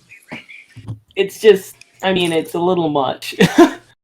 It gets really deep, further into the I feel like with Schneider and his blatant foot fetish, it got worse with every new show. Because, in Drake and Josh, I think there were only maybe 2 or 3 moments you could point to that, as an example of his blatant, self-inserting his kink in there. But then once you get to iCarly and Victorious, it seriously felt like every other episode at least had a mention of it. It was nuts.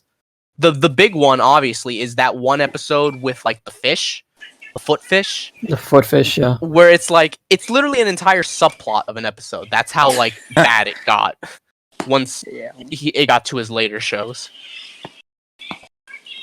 Yeah, especially as you just kind of as you go further in that particular show, you go further into that show, it gets just worse and worse, and it's just this is not good. I still think the worst though is with iCarly, at least to me, because I'm pretty sure when that show started out, Jeanette McCurdy and Miranda Cosgrove were only 15 or something.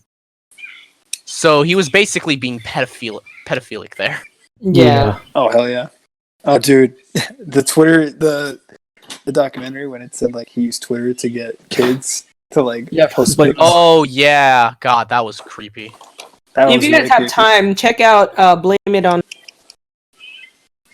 documentary. It's in the diddly do description down below. You guys can take a look at it. It's actually sorry, editor in the future. No, not me, but more sorry, uploader of the video. No, more sorry, Ray. When he has to go back and watch person this. Who's editing the video. No, because you're the one who's going back and watching this on the audio file. It's all right. Anyways, yeah. So it was just really strange. Just watching it is actually go check out the documentary though. Really makes you feel uncomfortable. Obviously this happened, so there's no reason, but it really does make you feel uncomfortable with the things that happened on that set, and it's well, that's Dan Schneider for you. It's no excuse. Yeah, and the thing is, these are shows that we enjoyed as a kid, especially the Amanda Show, which I enjoyed religiously as a kid. And actually, I was yo, wait, I want some popper pants. I remember that with the popcorn pants. I was yo, I want. Oh, I remember the fake commercials on Amanda's show. Yeah, and I would I would just be yo, what's the phone number? I want. I remember the one where you send in your homework and they do it for you. Oh yeah. Write a fake book report. Oh right. I remember that one too. Hi, you little nerds. Do you remember what was Judy's? What was it? Moody's Point. Yeah. And she was her mom was in a goddamn hot air balloon, and the dad lost his toe.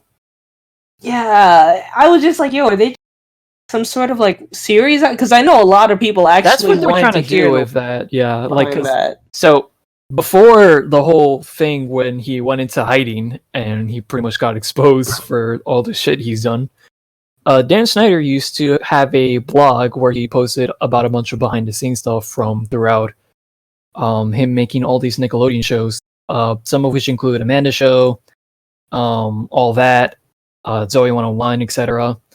And he posted at one point that there was a finale planned for Moody's Point, but it never came to fruition. Yeah, it never happened because the Amanda Show got canceled. Rip. Yeah. I wonder how Amanda Bynes is doing these days. Probably not great. Yeah. Last I heard of her, she was probably better than how she was, like, way back then. When you're in the news, like, oh, Amanda Bynes just got caught on drugs. Oh my god. Yeah, I Like how remember. I felt like she was like the Celebrity new Britney Spears at one point, so I hope that she reforms as well as Britney has. Yeah. Yeah, I remember. I remember all of that, and I also just like strangely am thinking like, wait a minute, hold on. She was in Hairspray like 10 years ago, and I remember that was the last time I ever saw her on screen. The remake, right? Yeah, and I remember. I mean, at the same time, I was questioning. I was like, wait, what about Lindsay Lohan? Where did she go? Oh, that's true. yeah. What happened to her? Lindsay Lohan was also, yeah. Apparently, she made that movie summer, which was like that horror movie starring her.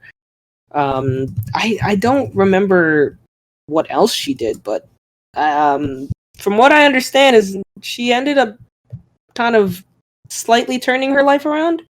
From what I heard. Yeah, it's funny if she because did, then hey, good for her. she was on one of those award shows last year or something like that. She was born in the Bronx, by the way. Really? Yeah, she was born in the Lohan? Bronx. Mm-hmm. Oh, okay. Yeah. What movie were you talking about that she was in? I Know What You Did Last Summer. That was a horror movie? Yeah. Do you know what I did last summer? Yeah, bro. I don't see that on his filmography at all. We went to Boston.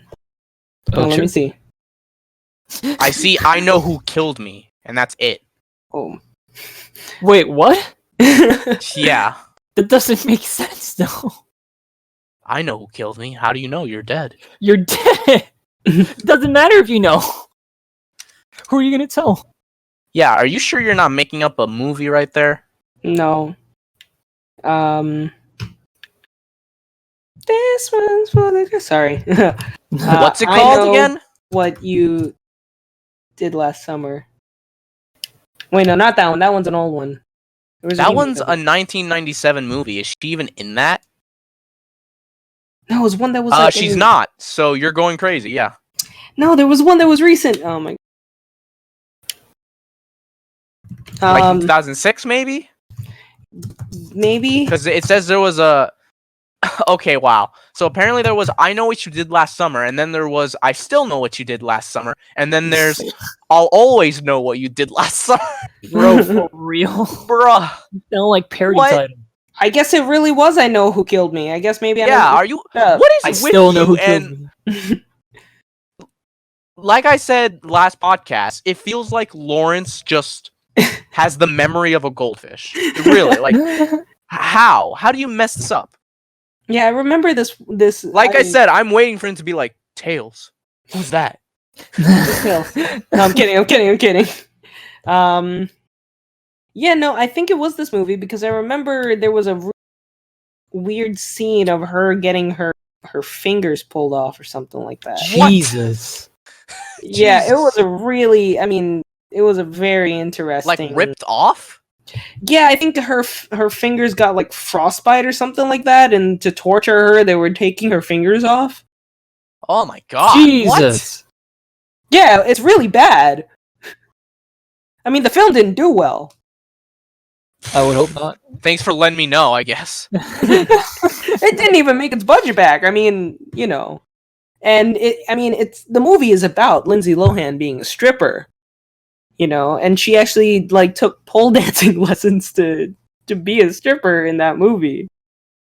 It was very interesting. My gosh. I mean, it has a 9% approval rating on Rotten Tomatoes, meaning only 9% of people thought this was a good film.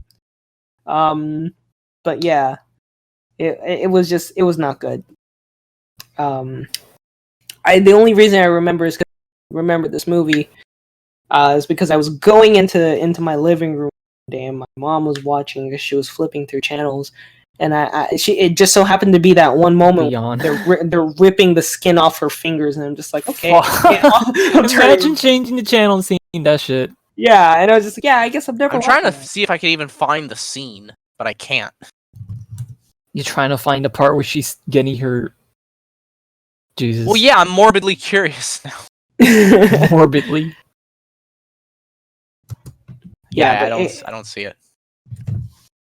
But it was a Apparently, she lost part of her finger in a boating accident, though. In real life or in the movie? Yeah. It was. I think it was. It might have been that one part of the film where she bed, the one that's in the trailer. But yeah, it's a very morbid film.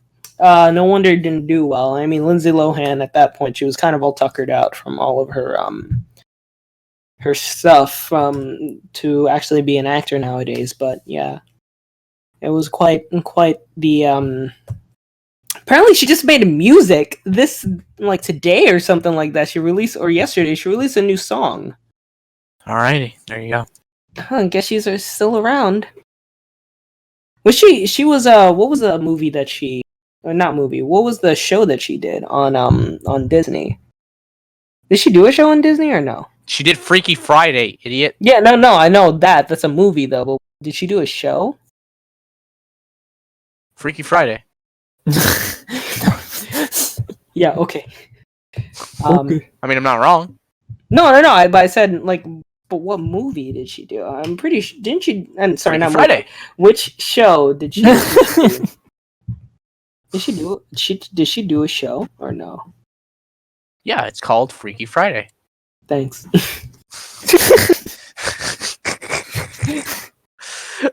Are you sure she did a show? Maybe I'm thinking of Hillary Duff. I know what you're referring to. Herbie Reload. Were the Herbie movies even really good? Probably not. It was good for kids. Because I remember, kids, I guess. My parents gave me the option between watching Herbie and some other film that was out at the time. Wow, there were a lot of more Herbie movies than I thought. This was 2005. I remember. What was there was Yo, there's a Herbie DS game. I heard it was good. No, I'm kidding. Okay, whoa. All right, I clicked on it just as a joke. Look at what the reception section says. IGN wrote, "Yeah, it feels kind of weird to say that Herbie Rescue Rally is a good game. For a system that is seriously lacking in solid racing titles, it's refreshing to find one that is worth playing. Oh my god, we need to play this now." Hey, I'm down, man. Herbie Rescue Rally. This should be the next like Corey in the House meme. It's like, yo, Herbie Rescue Rally. Game of the year right there. I think the only reason I remember this film is because I used to be subscribed to the Disney Channel magazine that used to come to me. They used to come to me every. And in one of the issues, they were showing all the films that were coming out that year. It was 2005. And they showed Revenge of the Sith. They showed Harry Potter and the Goblet of Fire, and then they also showed Herbie on this list of movies that were coming out. You know, Herbie, he's the star of the show. You should know. And I was like, let me see. Should I watch Herbie or Herbie Superstar Ultra? Goblet of Fire? Yeah, I made the right decision. I did not go see Herbie. Eric, that's not the right decision. Herbie. That's the wrong decision. I mean, hey, man. Hey, man. You're an all-star. Hey, man.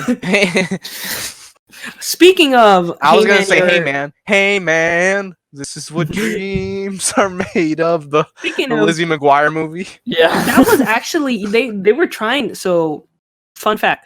They're trying to do a reboot of the Lizzie McGuire. Really? Yes, starring Hillary Duff, and it's going to be on Disney Plus. Are you serious? Wait, is it a continuation or a reboot?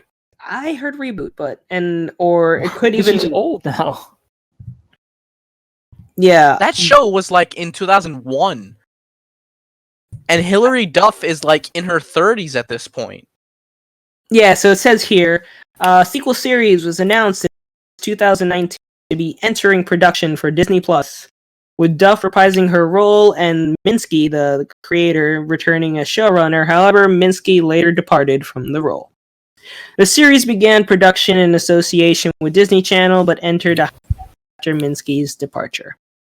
So, it's probably in development hell and decides to take it up again. But apparently she left the project, so... But it actually was supposed to happen, and I think it was going to focus on, like, Lizzie McGuire being an adult now. Is she still singing, "Hey Now, Hey Now"? Yeah, it was kind of weird when I heard the news. Literally, the only news I had was that the person who was planning to do it left. And I'm like, whoa, they were making a Lizzie McGuire sequel? That movie came out in theaters. The movie? The Lizzie McGuire movie, yeah. I thought it came out only on Disney Channel. Wow, really? No, it came out in theaters. Wow.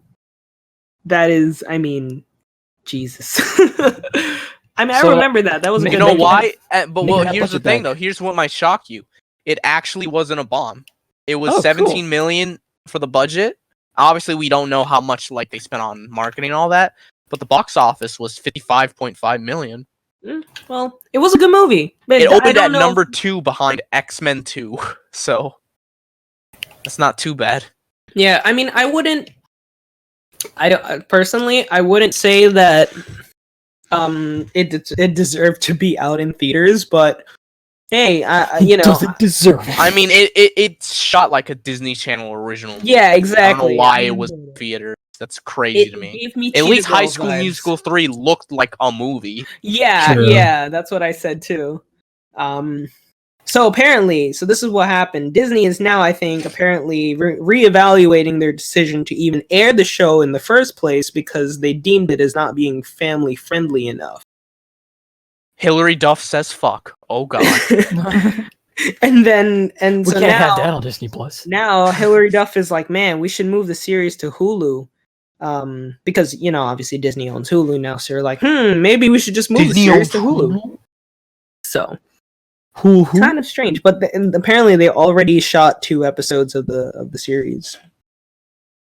Damn, so if this show doesn't happen, that's going to be lost me. Oh, it says here, The Hollywood Reporter stated that the first episode... Ray's now like, I hope it becomes Lost Me. No one cares. Blame it on her. Hey, can we come make a video on it? The Hollywood Reporter stated that the first episode's script featured references to sex and involved cheating as a central plot point. Dude, my favorite. What the hell? What is this fucking series? So the first thing we need to answer, why was this Lizzie McGuire movie, which was clearly a Disney Channel original movie, shown in theaters? Number 2, why are they talking about sex in the first episode of the Lizzie McGuire sequel? Number 3, and cheating. Don't forget cheating. Why is Disney so pussy to address it? They already did in Boy Meets World. It's true, they did do that. Yeah, that's right. They did. I think it's because Boy Meets World wasn't even originally theirs, was it? Yeah, it wasn't. It aired on that, and then later... I mean, it's because they bought ABC eventually. Yeah. That's why it aired. Yeah. I've actually been watching... but you can watch it on Disney Plus. Boy Meets World still holds up really well. Like, that final episode... by the way, this is a great Victorious retrospective. It's always talking about Boy Meets World now. But... all part of the night, man. But that final episode of Boy Meets World honestly makes me tear up when they say goodbye to the teacher that stuck around since like middle school, Mr. Feeney. Like that's Mr. Feeney. Like that episode like makes me tear up. Yeah, Mr. Feeney's the teacher we all deserved. I remember watching just that scene because they show it on Facebook all the time, along with the Will Smith scene, from that Fresh Prince scene, where you know everyone knows the scene. I'm not even gonna say it. Well, actually, there's a bunch of scenes from Fresh Prince. Shut up.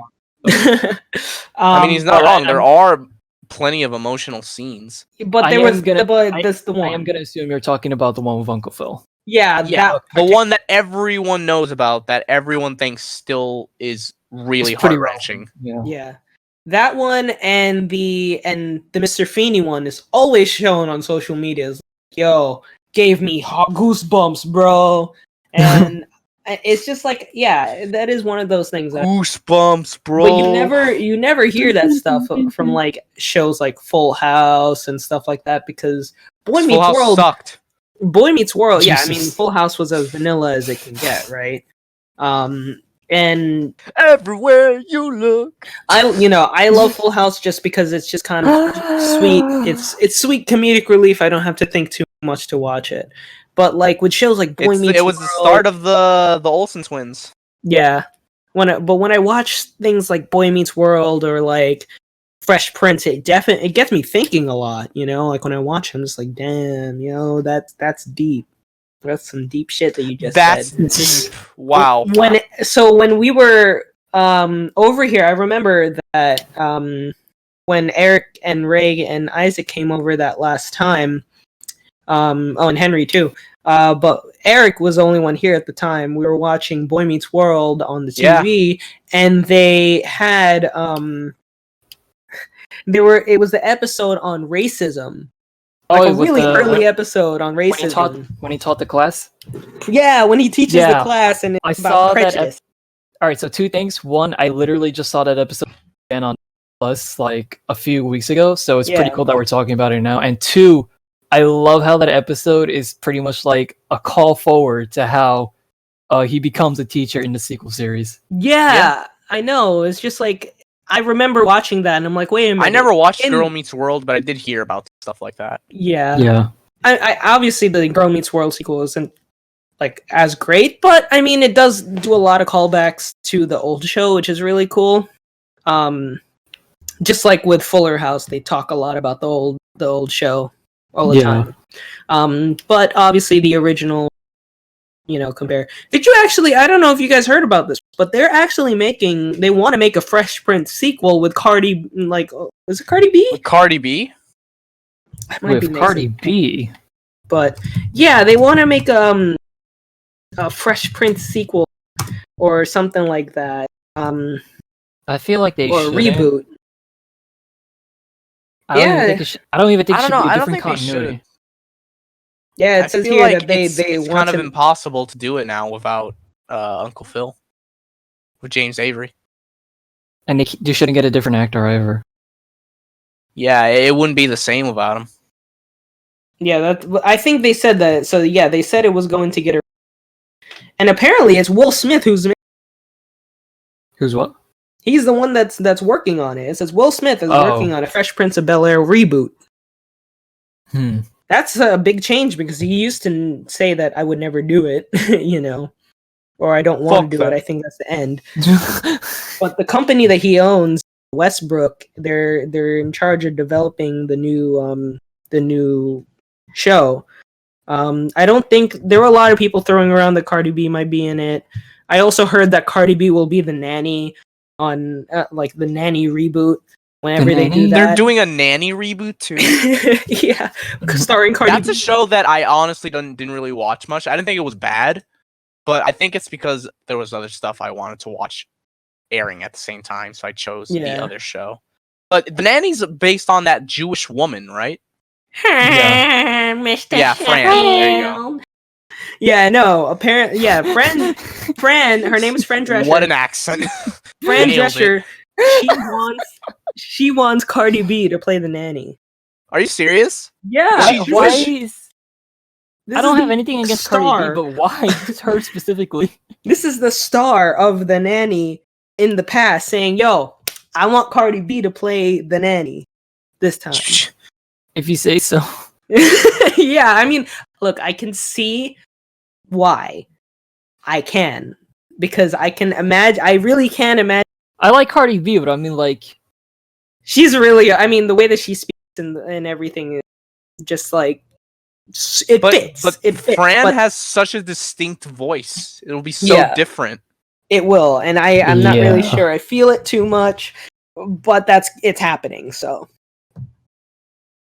Not saying that Cardi B is going to do it, but that there is a reboot happening, and right now Cardi B There's so many reboots of sitcoms. Jesus. Yeah, I know. It's the nanny. I remember the song. I enjoyed the nanny back then. Again, the only reason, just like you, that you watched it, at some points, just like with George Lopez, these are shows I never would have watched in real time, but because they ended up on Nick at Night and I up that late. Nah, for real, let's be real. You haven't lived if you haven't left the TV on, fell asleep, but then woke up at 3 a.m. Woke up to that theme song. Oh my days. Right. That show, it was good. I liked George Lopez. Yeah, that show. Lots of people were like, "Yeah, I didn't really like it. It tried so hard to be other show." I'm like, "Bruh, bro, fuck you. George Lopez was great. What the hell?" There were a lot of really good moments in that show. I stand up for my Hispanic brethren, so I say it was good. Yeah, it was. I really enjoyed it. I like that he literally just has a show named for him. George That's like Lopez. me coming, Eric Estrella, new show coming near you. Coming soon, Nickelodeon. Like, just name the show after yourself. I mean, that's what most of those like sitcoms are like. Martin, right? Was literally about Martin. Oh yeah, I remember that. What, that animated show, Fresh Martin? Prince of Bel-Air was literally Smith. God, I remember there were so many people I knew named Martin. And surprisingly, we'd all heard of that show, so we'd always be like, Martin! Because that's how it goes in the theme song. Yeah. No, it's like Hey Arnold, like Hey Arnold! You had the same name. Also, like, I mean, even with the more recent shows, like Drake and Josh, their both names are Drake and Josh in real life, right? And what if you had a brother named Josh and your name was Drake? And then Romeo was actually named Romeo. I mean, yeah, his name was actually Romeo. Like all these shows, like George Lopez had George Lopez, Fran Drescher, Will Smith, the nanny, Will Smith, name was Fran, but not. And then of course Fresh Prince, Will Smith. Yeah, exactly. Will Smith is 51 years old, by the way. That's crazy to me. But I appreciate that even though movies that bomb, he still keeps going. He doesn't give up. Yeah. I mean, he's killing it, and that Fresh Prince check can't come sooner. I mean, I guess It's crazy to me that Fresh Prince was back in 1990. Donald Trump makes an appearance in that show. I remember early on seeing. It's just unfortunate. Yeah. Yeah, that episode sure aged oddly. Yeah, I mean, also Home Alone 2 aged really wildly. Oh yeah, right, that cameo. In that too. That people can easily forget about unless they see an internet post like, "Oh yeah, did you know Donald Trump made a cameo in this movie where he tells a little kid to get lost? Is this the guy we want as president?" Yeah, I know. It's just really interesting. I mean, look, growing up, all these shows just kind of came and went. But as you grow older, you start to like really, appreciate them more because it's like the time for nostalgia. I feel like every time we are on this podcast, we're always talking about some form of nostalgia, which is great. I love it. But it's just kind of funny that just every time that we're on this podcast, we're talking about nostalgia of some sort. So, I mean, not every time, but a lot of time. Yeah, a lot of time. But I mean, it's good to go back and remember all that stuff, Right. And I, just like, oh yeah, simple times. Another one, Kenan Thompson and Kel Mitchell, and Kel Thompson, yeah. Kel Thompson. Kenan Mitchell. Again, another example of characters sharing the same name as their in-universe characters. What about Steve Urkel? Oh no, his name was Jaleel White. Yeah, his name was Jaleel White. He voiced Sonic for a while. Wait, really? You didn't know that? I'm waiting. That's no good. That's no good. So what do? You get out of there. I mean, he honestly wasn't a bad voice actor. Yeah. No, he was. He was we're pretty good Sonic for the time. We're quoting Adventures of Sonic the Hedgehog, which is that really weird, comedic Sonic show where there were That was PSAs. my intro to Sonic, yeah. That was your intro. I remember you mentioning that. That's wild to me that was your intro.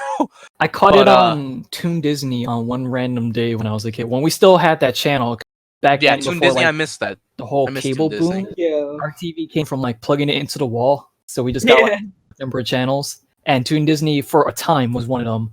and they were airing Adventures of Sonic the Hedgehog at the time. So yeah, that show was not great. The PSAs would especially get really weird. Like, oh man, even you can learn something from a sloth. I'm like, bruh, what? What kind of PSA is that? Should I talk to sloths now? Is that what you're trying to tell me? But yeah, he was the voice of Sonic in that show, as well as Sonic Satam, and also actually the good one. Yeah. Yes, and Underground, and Underground. Yeah, for a time, Underground's weird, but yeah. Yeah, he was the cartoon, voice for Sonic to go to. Yeah. For a while. Much like how Mario had like Lou Albano for the Super Show and all the sequel shows that happened after that. It's funny too because with Sonic Generations, people actually wanted Jaleel White to come back to voice classic Sonic. Yeah, I mean, didn't he reprise his role as Sonic in like a fan movie? Yeah, in the Sonic fan movie that came out that year, 2012. Yeah, he came back for that. That's cool. It's cool that he still has the voice though. All these years later. That's no good. That's still my favorite. Get out of there. Oh man. You gotta tell someone you trust. So yeah. Victorious Retrospective. Jaleel White was my favorite part of that show. Yeah, Jaleel White was my favorite character in Victorious. But I guess so. I mentioned Tori was one of my least favorites when I rewatched it, because one thing that I think, I don't know if it was Lawrence or Ray that mentioned it, but yes, like I joked, but Victorious kind of came back into relevancy a bit earlier this year, because I think it was like late 2019 actually, never mind, that because Nickelodeon and Netflix struck a deal, and they started putting some Nickelodeon shows on there, and they put like Sam and Cat, and they also put Victorious, and a lot of people remember Victorious a lot more than Sam and Cat, probably because Sam and Cat was very short-lived, but right. So yeah, because I think it only had a season, but a lot of people were rewatching Victorious, including me, because I was like, hey, you know what? I remember really liking this show as a kid. Why not? I kind of grew out of that weird phase where I'm like, hey, I look back on those days of watching all these sitcoms in shame. I grew out of that phase. I don't even know why I had it as a phase to begin with, but I rewatched it, and I was like, and then I noticed when I rewatched it, which was kind of creepy, YouTube was recommending me all these like Victorious episodes, even though I was watching it on Netflix. But a lot of other people were watching it too, and now there's a lot. It kind of like popped back into the realm of relevancy because of them putting the show back on in that platform. But all of us ended up watching it, which kind of led to us talking about it even today, right now. But yeah. I remember Tori, I really ended up not liking a ton once I rewatched it. And I'll be honest, I've told this before, Beck is boring as shit in the show. Nothing against Avin Jogia. I don't know if that's how you pronounce his name, but I like the guy. Like the character is like dull as dishwater. He's literally there just to be the pretty boy. That's Jade's boyfriend. That's basically it. He's in a show now, though, right? Maybe. Yeah, he's in a show. He's still acting, yeah. Well, at least there's that. It's hilarious that like the most we talk about Beck is that fucking that one sung line, and beautiful is all I see. It's only you. I know it's true. It has to be. That's the thing we talk about him the most, because that's like the most he ever sung in the show. It's hilarious too. But yeah, like Beck was dull because he just wasn't interesting. Like there wasn't much to him. He was basically the pretty boy that was Jade's boyfriend. Very rarely would episodes even focus on him, and when they did, they tended to also focus on another character like Tori or Jade. So he was he felt like a footnote, honestly, in the show. And that was not an intentional pun, given it's a Schneider show. But yeah, like I think once I finished rewatching it, I think Leon was definitely the best character, if only because he was like he's the one that had the least dickish moments. Because I felt like all the characters in that show had moments where they're like, where it's like, wow, you're an asshole. See, my thing is that I actually really like Leon's character, Andre, because for one, I followed him from that one iCarly episode he made his debut in, which I'm pretty sure is the reason why he has the role in Victorious. Probably. And I honestly think not only is he a good actor like in the show, but he's also like a really great singer, and I'm kind of actually disappointed that he didn't take off as much as he did, because I really like his singing. Yeah, and like I said, at least to me, I do not drink that much ketchup. That was such a weird gag. Fucking episode. Yeah. I'm sorry, you but at least to me, he was the least dickish character. He had some moments of asshole-nish. I don't even know if that's a word, assholeness. But a lot of the other characters had more moments of like that. Can I just say, like, right now, I'm so tired of like this trope that's in.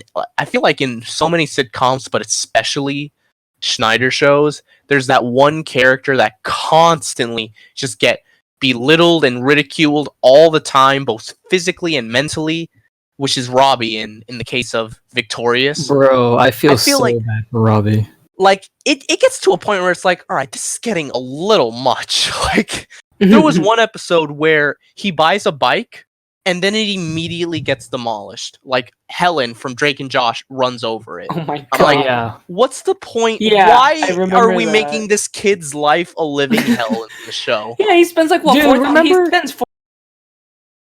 I'm sorry, go ahead, Lawrence. Sorry, he spends like $4,000 on the bike, right? He gives it wasn't 4,000. It was a lot. Way exaggerating. How much was it? I don't remember. It was not 4,000.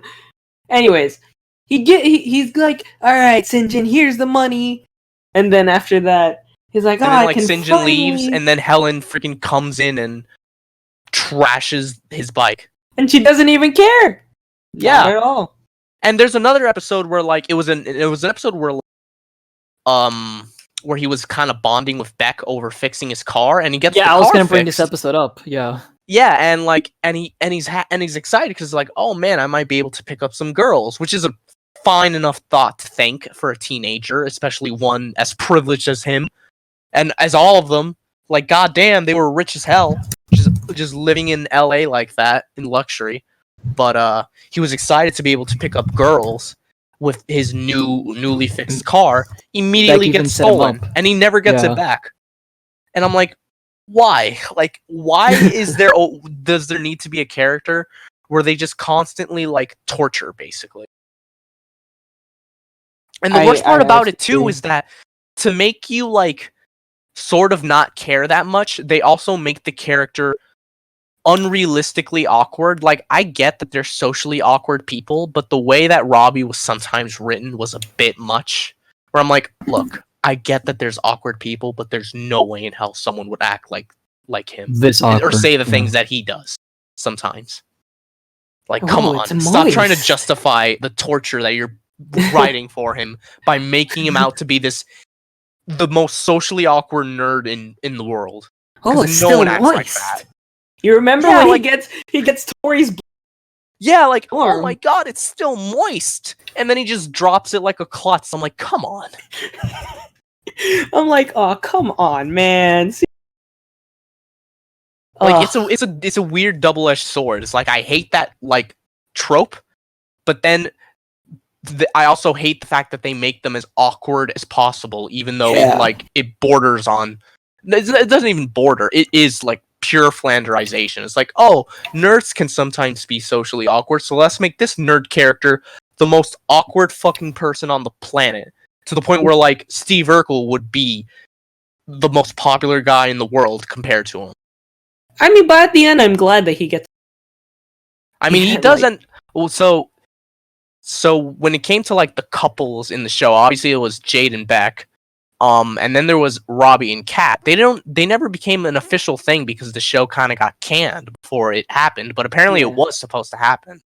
I think they kind of teased that it was it was official. Well, they teased that it was finally going to happen in Sam and Kat. Oh, really? Oh, right. I remember that. Yeah. You're telling me about that. Because Robbie and Jade and Freddie come back in an episode of Sam and Cat. Oh yeah. And they teased that like Freddy and Sam still kind of have feelings for each other, and they show that Cat and Robbie are probably gonna finally become a thing now. Oh yeah. But also like at the end of Victorious, they had that moment at the dance where they're like, I mean, they kiss, but then Cat runs away.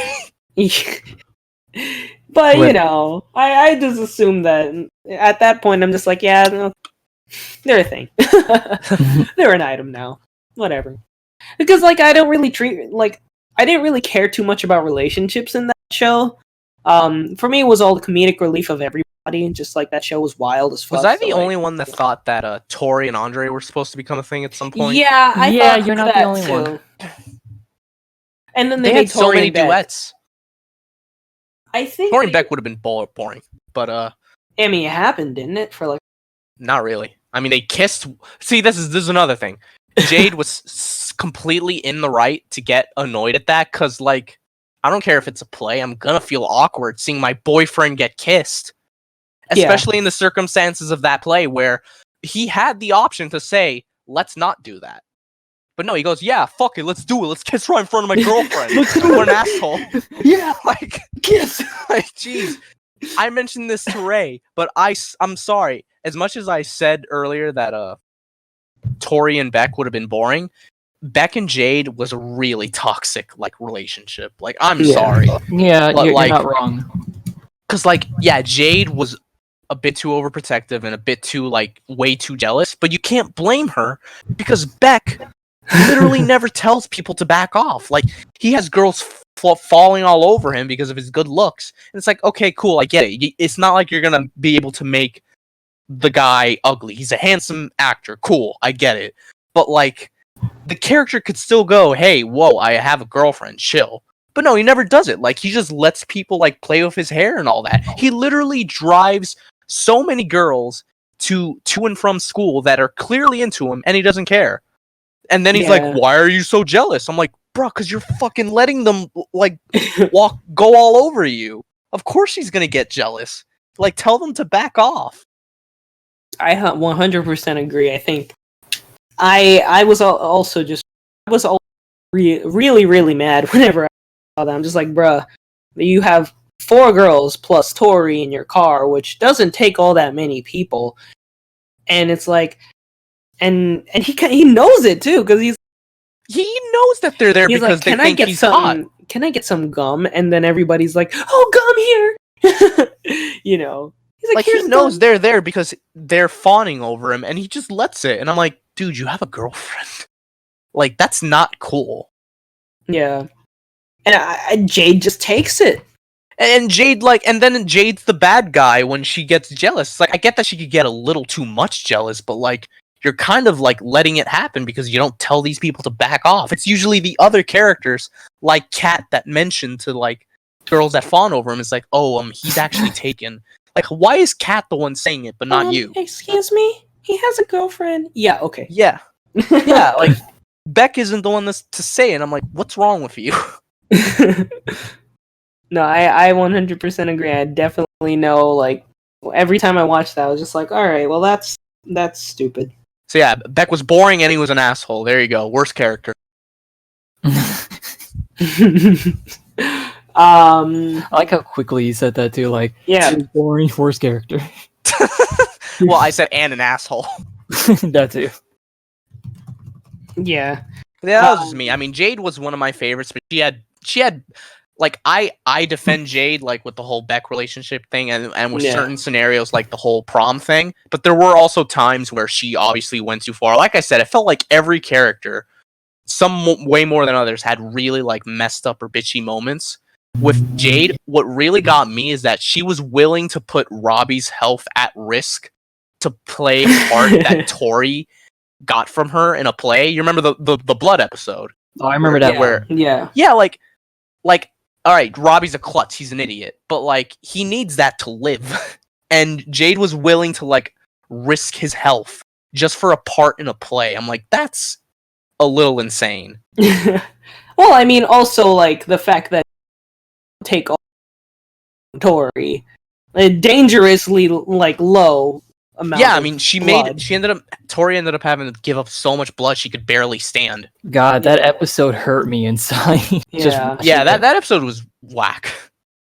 Yeah, I didn't really like I remember that. I also really hated the one where it's Oh my basically god, just, wait.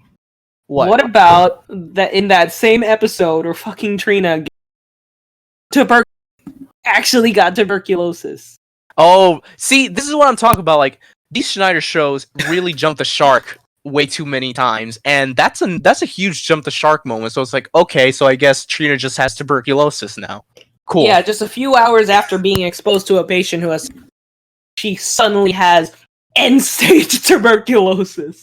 Like, Jesus Christ. Psychowitz was like, wow, you really sound like you have tuberculosis, and she's like, because I think I do.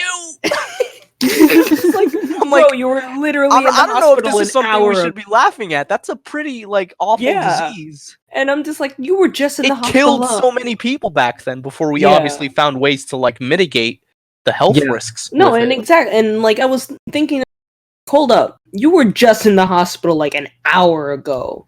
How do you already have end-stage tuberculosis? That does not make any sort of sense. She was that committed to the role, bro. That's why she got the disease that quickly. That quickly? Yeah, okay. But yeah, go ahead. Does not sound like something from a Nickelodeon show. Right? When you say it out loud, people might be like, this was a Nickelodeon show? Tuberculosis was in a Nickelodeon show.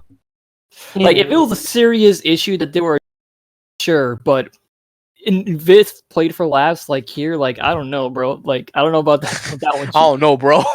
Wayne says that. God, so we mentioned that episode as a really bad one. Do you guys remember the episode where they were on that game show that had them go I through a lot fucking hate that episode. I hate that episode so much. What was the point? I know we talked about literally torture porn. But everyone is being an asshole to Tori in it. Well, it's not even just that. It's just that literally every cast member gets physically hurt, to the point where there were some things that happened in that episode. In real life, it could have killed someone, and it's just supposed to be played for laughs.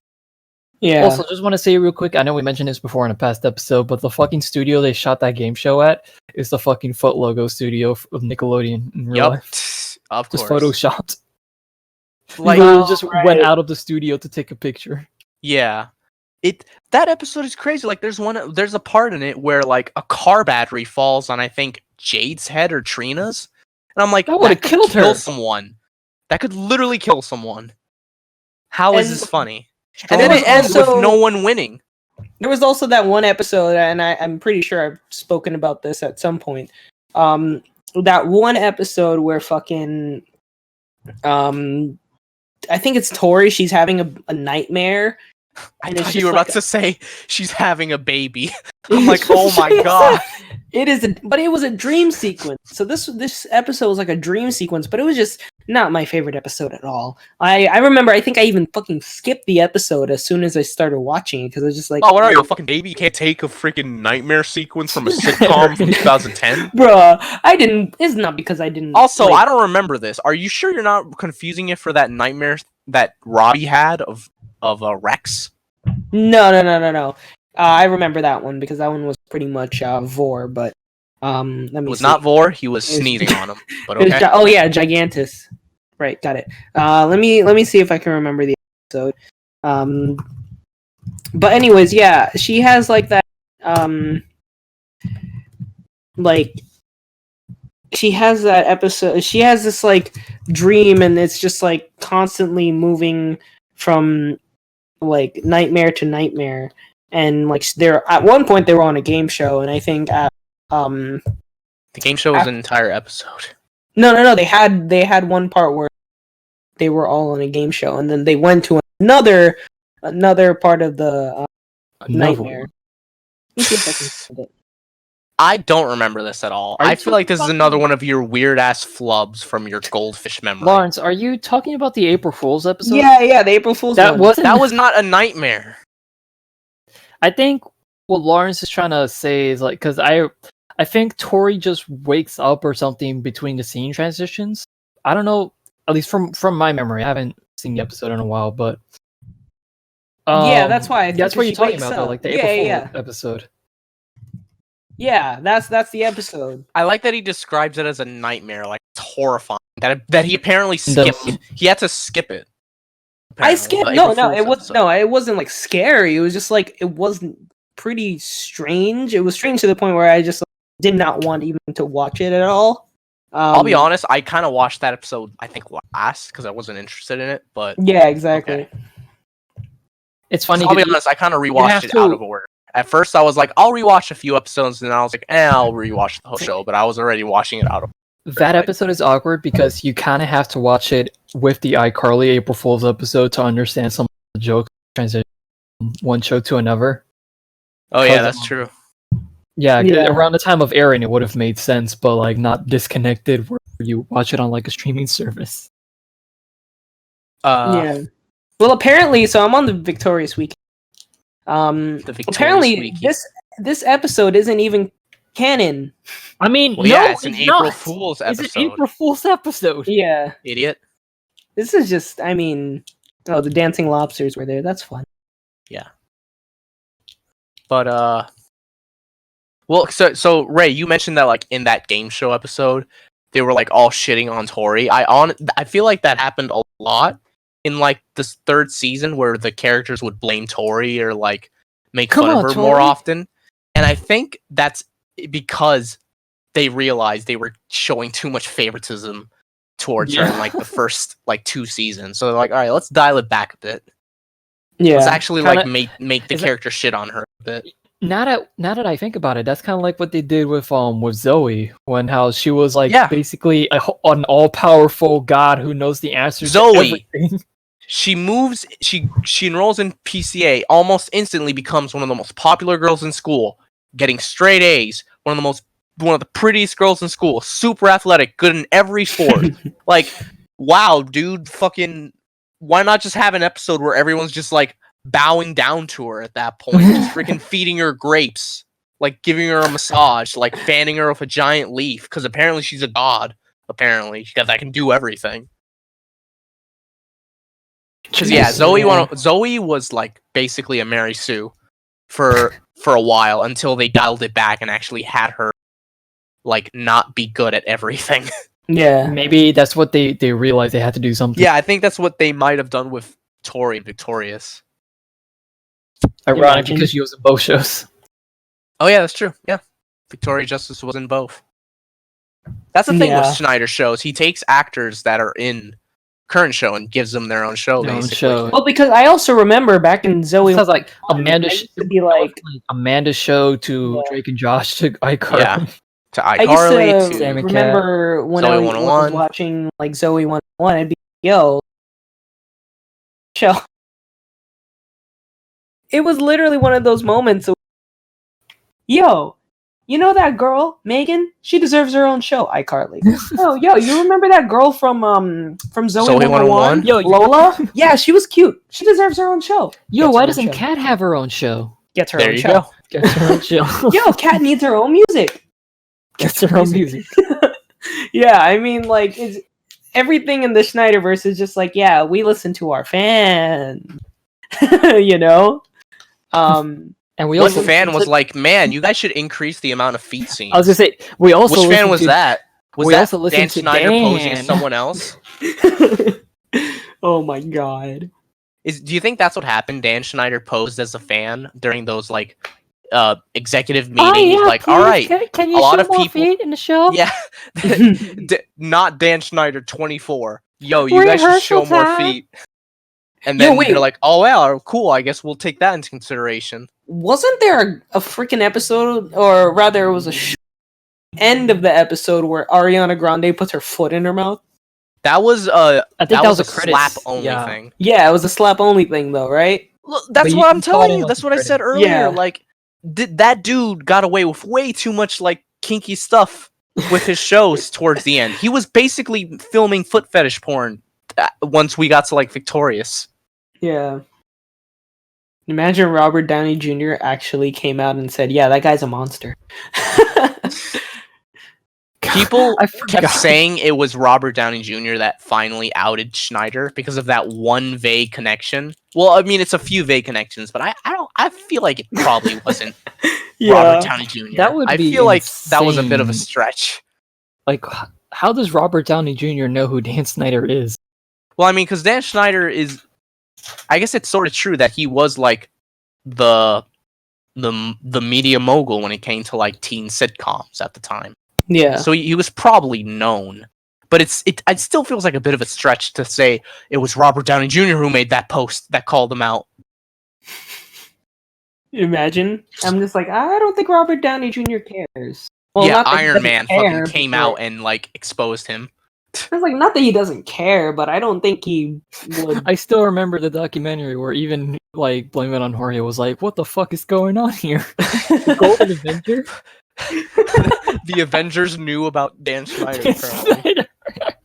I mean, they referenced SpongeBob with Infinity War, true, Squidward. Oh yeah. So Tony Stark watches iCarly. Yeah, there you go. And It then he means get noticed lost, like Dan the Schneider. intro, freaking Jeanette McCurdy and Miranda Cosgrove was It's just like, what the shoving their fuck? feet into the camera, and he's like, "This is wrong. I need to call someone. I need to tell the world, but in an anonymous way." He noticed all the foot fetish stuff that was in every episode. Was like, all right, this needs to stop. Pepper, we need to make a call. Oh This needs to stop. Pepper, now. create a 4chan username for me. Well, actually, it's not even 4chan because 4chan is anonymous, but it was like a message board where, Yeah, they And like he some left- dude in he Hollywood left vague like hints outed as to him. who he was. Yeah, Yeah, he left hints, and people thought the hints connected him to Robert Downey Jr. So, yeah, it's like, Pepper, create me like an image board username. You got I it. gotta out Dan Schneider. Yeah, oh yeah, and type up a review. Put it on some thread somewhere on the internet. Can I just also say, do you remember that character, what's Remember the that really character, fuck? weird, creepy character? Sinjin. Sinjin, yes. Yeah. So, Who me became and a Ray main talked character about by this. the end? It felt like they were trying to make him a main character towards the end, but of course the show got canceled. Because he was starting to appear more often, even sometimes like appearing with the other characters in the sense that like they're like sort of friends, like they actually Like might hang acquaintances, out. yeah. There was one episode, I talked about this with Lawrence and Ray one time, that shocked me. It was an episode where Sinjin was bonding with Beck. And like by the end of the episode, they're actually friends. Like Beck flat out says, you're actually pretty cool. And it's like, yeah, they're friends now. I'm like, what the fuck? This is an episode? This was a pair that needed to be like exposed to the world? There was also I can show you the World. There was also that goddamn ending. Pretty much. the very last episode of Victorious, where Sinjin like basically sort of stands up for himself and talks. Talks down the entire cast, which is like a huge You guys are all turn be from great. that Like, episode. so I don't know why you guys think you need to like have all these followers and shit. So in regards to the last episode, there's a bit of a discrepancy because you see, there's a final aired episode, but then there's the final produced episode. The final episode that ever aired was the one where Trina was in like a Spanish show, and at the very end, Tori and Jade were in it. And the very last episode that was aired literally ends with like Tori and Jade chasing people in like cheese costumes or something. What an ending to the show. Yeah, so it's like, wow, what an ending. But apparently, the final produced episode, which is the order that Netflix went with for the show, they went in production order. The final produced episode sort of makes more sense as a series finale. You could still sort of tell that like it got canned early because it wasn't a proper series finale. But it even fits make fun better of it in the beginning of Sam and Cat. Yeah, they definitely Schneider must have been pissed, I guess, because he references like the cancellation. He probably had like he and the guys probably had like a lot of plans for like when he got canned. It's like, yeah, for the Schneiderverse, man, they had so many plans.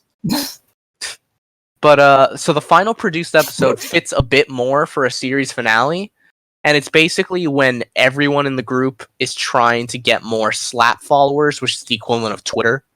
Yeah. And at the very end, Sinjin, like the really weird character, just basically shits all over their face. Where he's like, what the hell is wrong with you guys? Like, you're literally the most popular and most good looking and most talented people in this school, and you're worried about like Slap followers? You're already like super popular.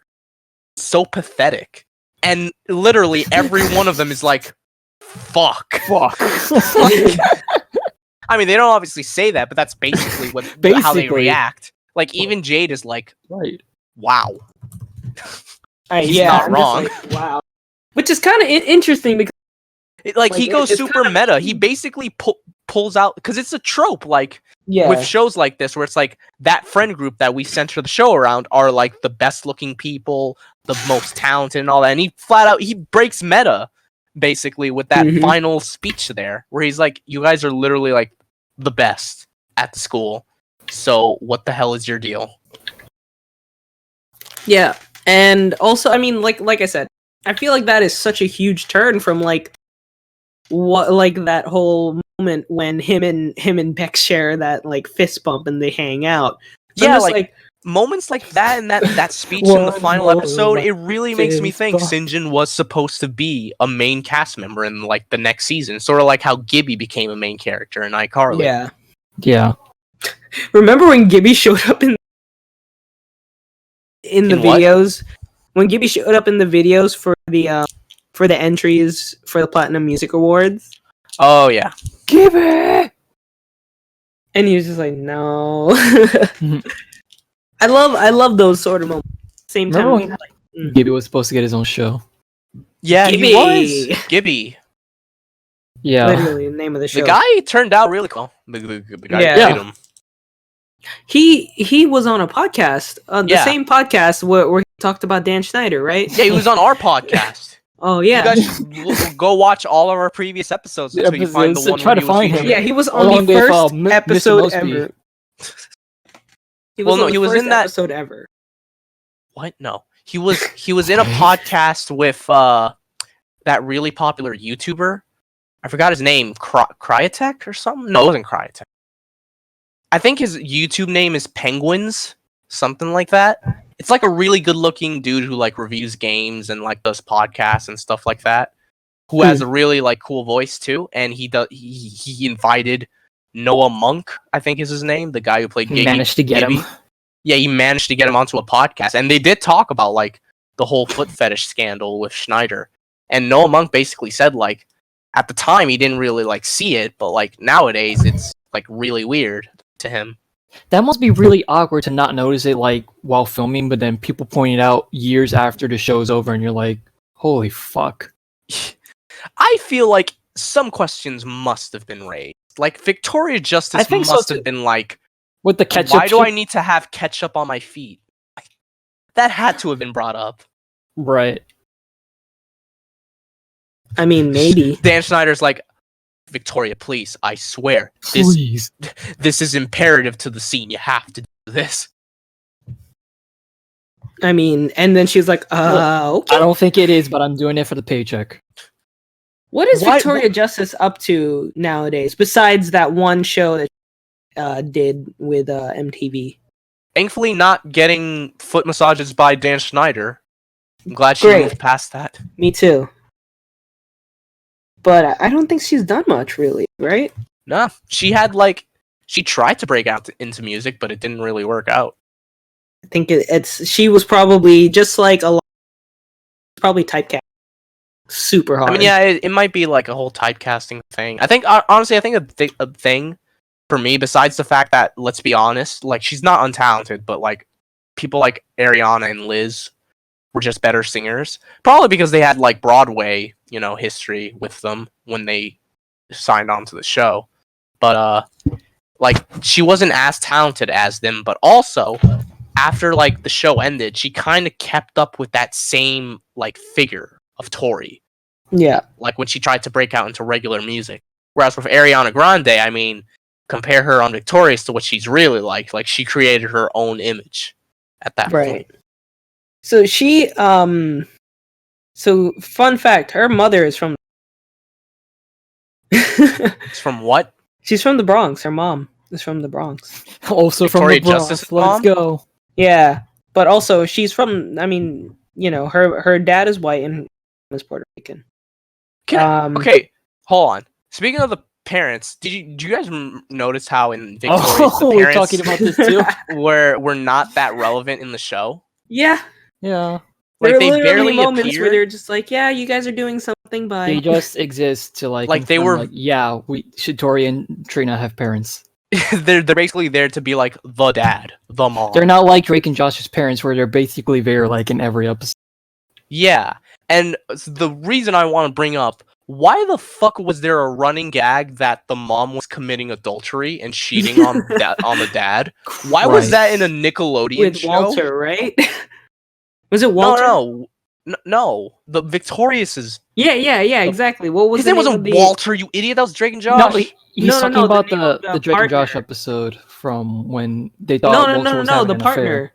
No, the partner. No, it wasn't Walter. His father, her father's partner, because he was a cop, right? So he had like it was Yeah, that suggested guy. that the mom was committing adultery with like the dad's partner because the dad was a cop. yeah. Which is I don't think his fucked name was up. Walter. Walter was the name of the dad in Drake and Josh. Which also had an episode where they thought he was committing adultery. Yeah. They're like, how could you cheat on mom? I'm What? not, idiot. Yo, and there was also like that.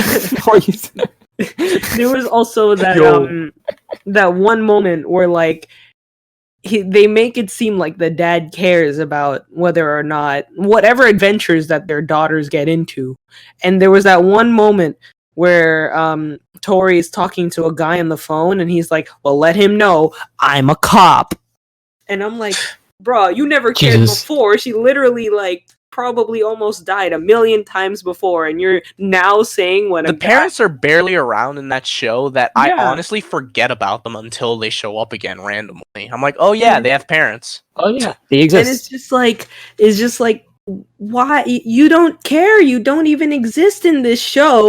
I forget. They're very neglectful. Yeah, and like, they don't even care about Trina. Oh no, absolutely not. They're like, yeah, your sister. Bye. Remember the episode where Trina was sick and like yeah. Oh, she just remember, and then they didn't want to take care of her. Yeah, she got her wisdom teeth out. Yeah, but remember the episode with the one where they go to that foreign country and they end up in prison. Yeah, the parents literally forced Tori to take her, and they're like, "You can leave her there if you want." I'm like, "Bruh, what?" Jesus Christ.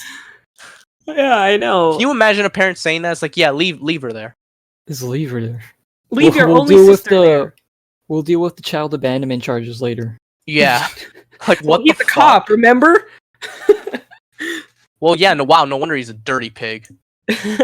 Jesus Christ. Jesus.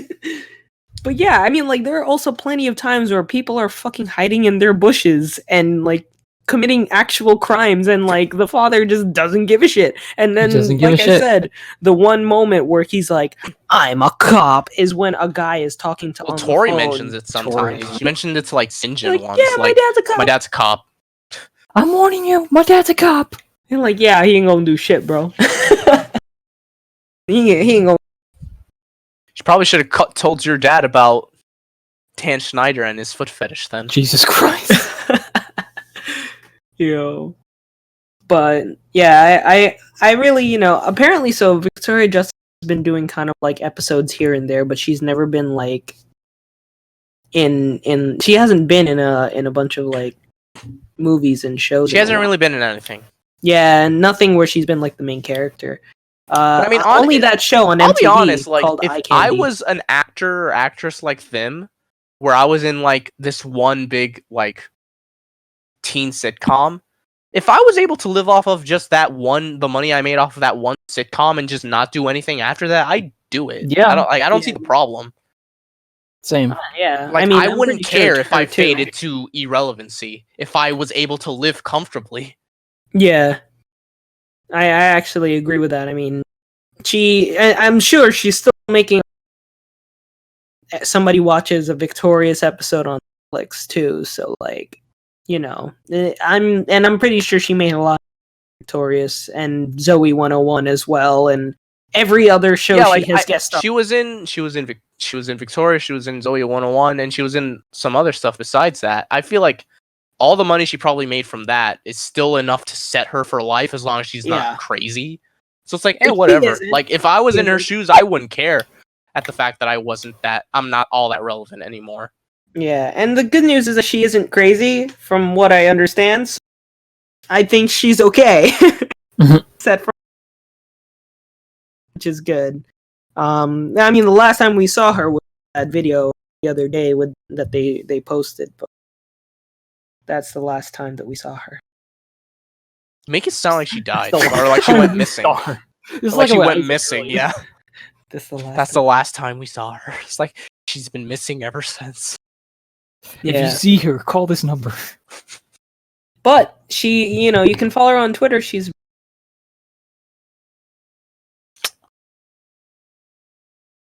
like very active. She posts like a couple Why'd you times pause a day. there? No, I didn't. I was just But yeah, she's really active on her Twitter. You can check it out. She posts quite often, actually. Yeah, stop asking her for feet pics, Lawrence. Jeez, leave her alone, bro. Yeah. Yeah, I think everything is. I mean, just look up her wiki feed instead. We got to everything. Oh no, we didn't. We still have to talk about next gen content. Fuck that! It's like almost 12. Are you kidding me? Yeah, it's 2. How long have we been going? About 2.5 hours. I'm using Craig, so I exactly know the exact amount. Eric, Craig. But honestly, Craig is here, and we're at 2.5 hours. You guys want to end? I mean, there's not much to even talk about. Yeah, you're right. So then we'll talk about that and maybe some retro. It's like, oh man, we know the specs. Cool. What else do you want to talk about? All right. So on that note, everybody, go watch Victorious if you haven't. If you want to watch Sam and Cat, you can. It's on there as well, but it's that's like up to you. It's like the theme song says, "Just remember me." It's like, damn, we still remember 10 years later. Drake and Josh is on Hulu, I think, most episodes, for the time being, until they eventually take it off and Netflix will get it. So, on that note, everybody... Isaac had to leave earlier, which is why he kind of stopped talking. So he's not here. So, but on that note, everybody... I hope you all are staying safe. Make sure you wash your hands and stay home, play some Animal Crossing or whatever game you want to play. Like I said, keep an eye out on Twitter. There is a lot of free games coming out from a lot of free companies. From a lot of game companies. You want this company, bro? It's free. Like Epic is giving out a bunch of free games. Whether or not you support Epic, it's up to you. But it's free games. There's a lot of really good free stuff out there, so make sure you do that. Stock up on groceries. It's the perfect time to play that game you've been meaning to play for a long time, like Animal Crossing or maybe Persona 5 now that Royal's out. Well, or maybe I got to get back to Animal Crossing New. Or maybe even Rescue Rally for the DS. Apparently, it's a very solid racing game. Herbie. Gotta get back to Herbie, bro. Or Cory in the House, guys. Best anime. All right, that joke's overplayed now. All right, everybody. My name is Royal Dude Lorenzo. I hope you're all staying safe. I wish you all a safe and healthy couple weeks. We'll see you in 2 weeks. I'm the Blue Squid here on the Inkling Brothers podcast. My name's Ray, also known as Meatloaf Man. I'm the Blue Squid on the Inkling Brothers podcast. Stay safe, everyone. Please wash your hands. See you guys in about 2 weeks. And I made it shine on the podcast like I always do because I'm the best member and everyone loves me, obviously. Well, we love you too, Eric. Yeah, we love you. Yeah, and I'm Eric. There you go. All right, everybody. And we will catch you all next time. Peace. See you guys later. Peace.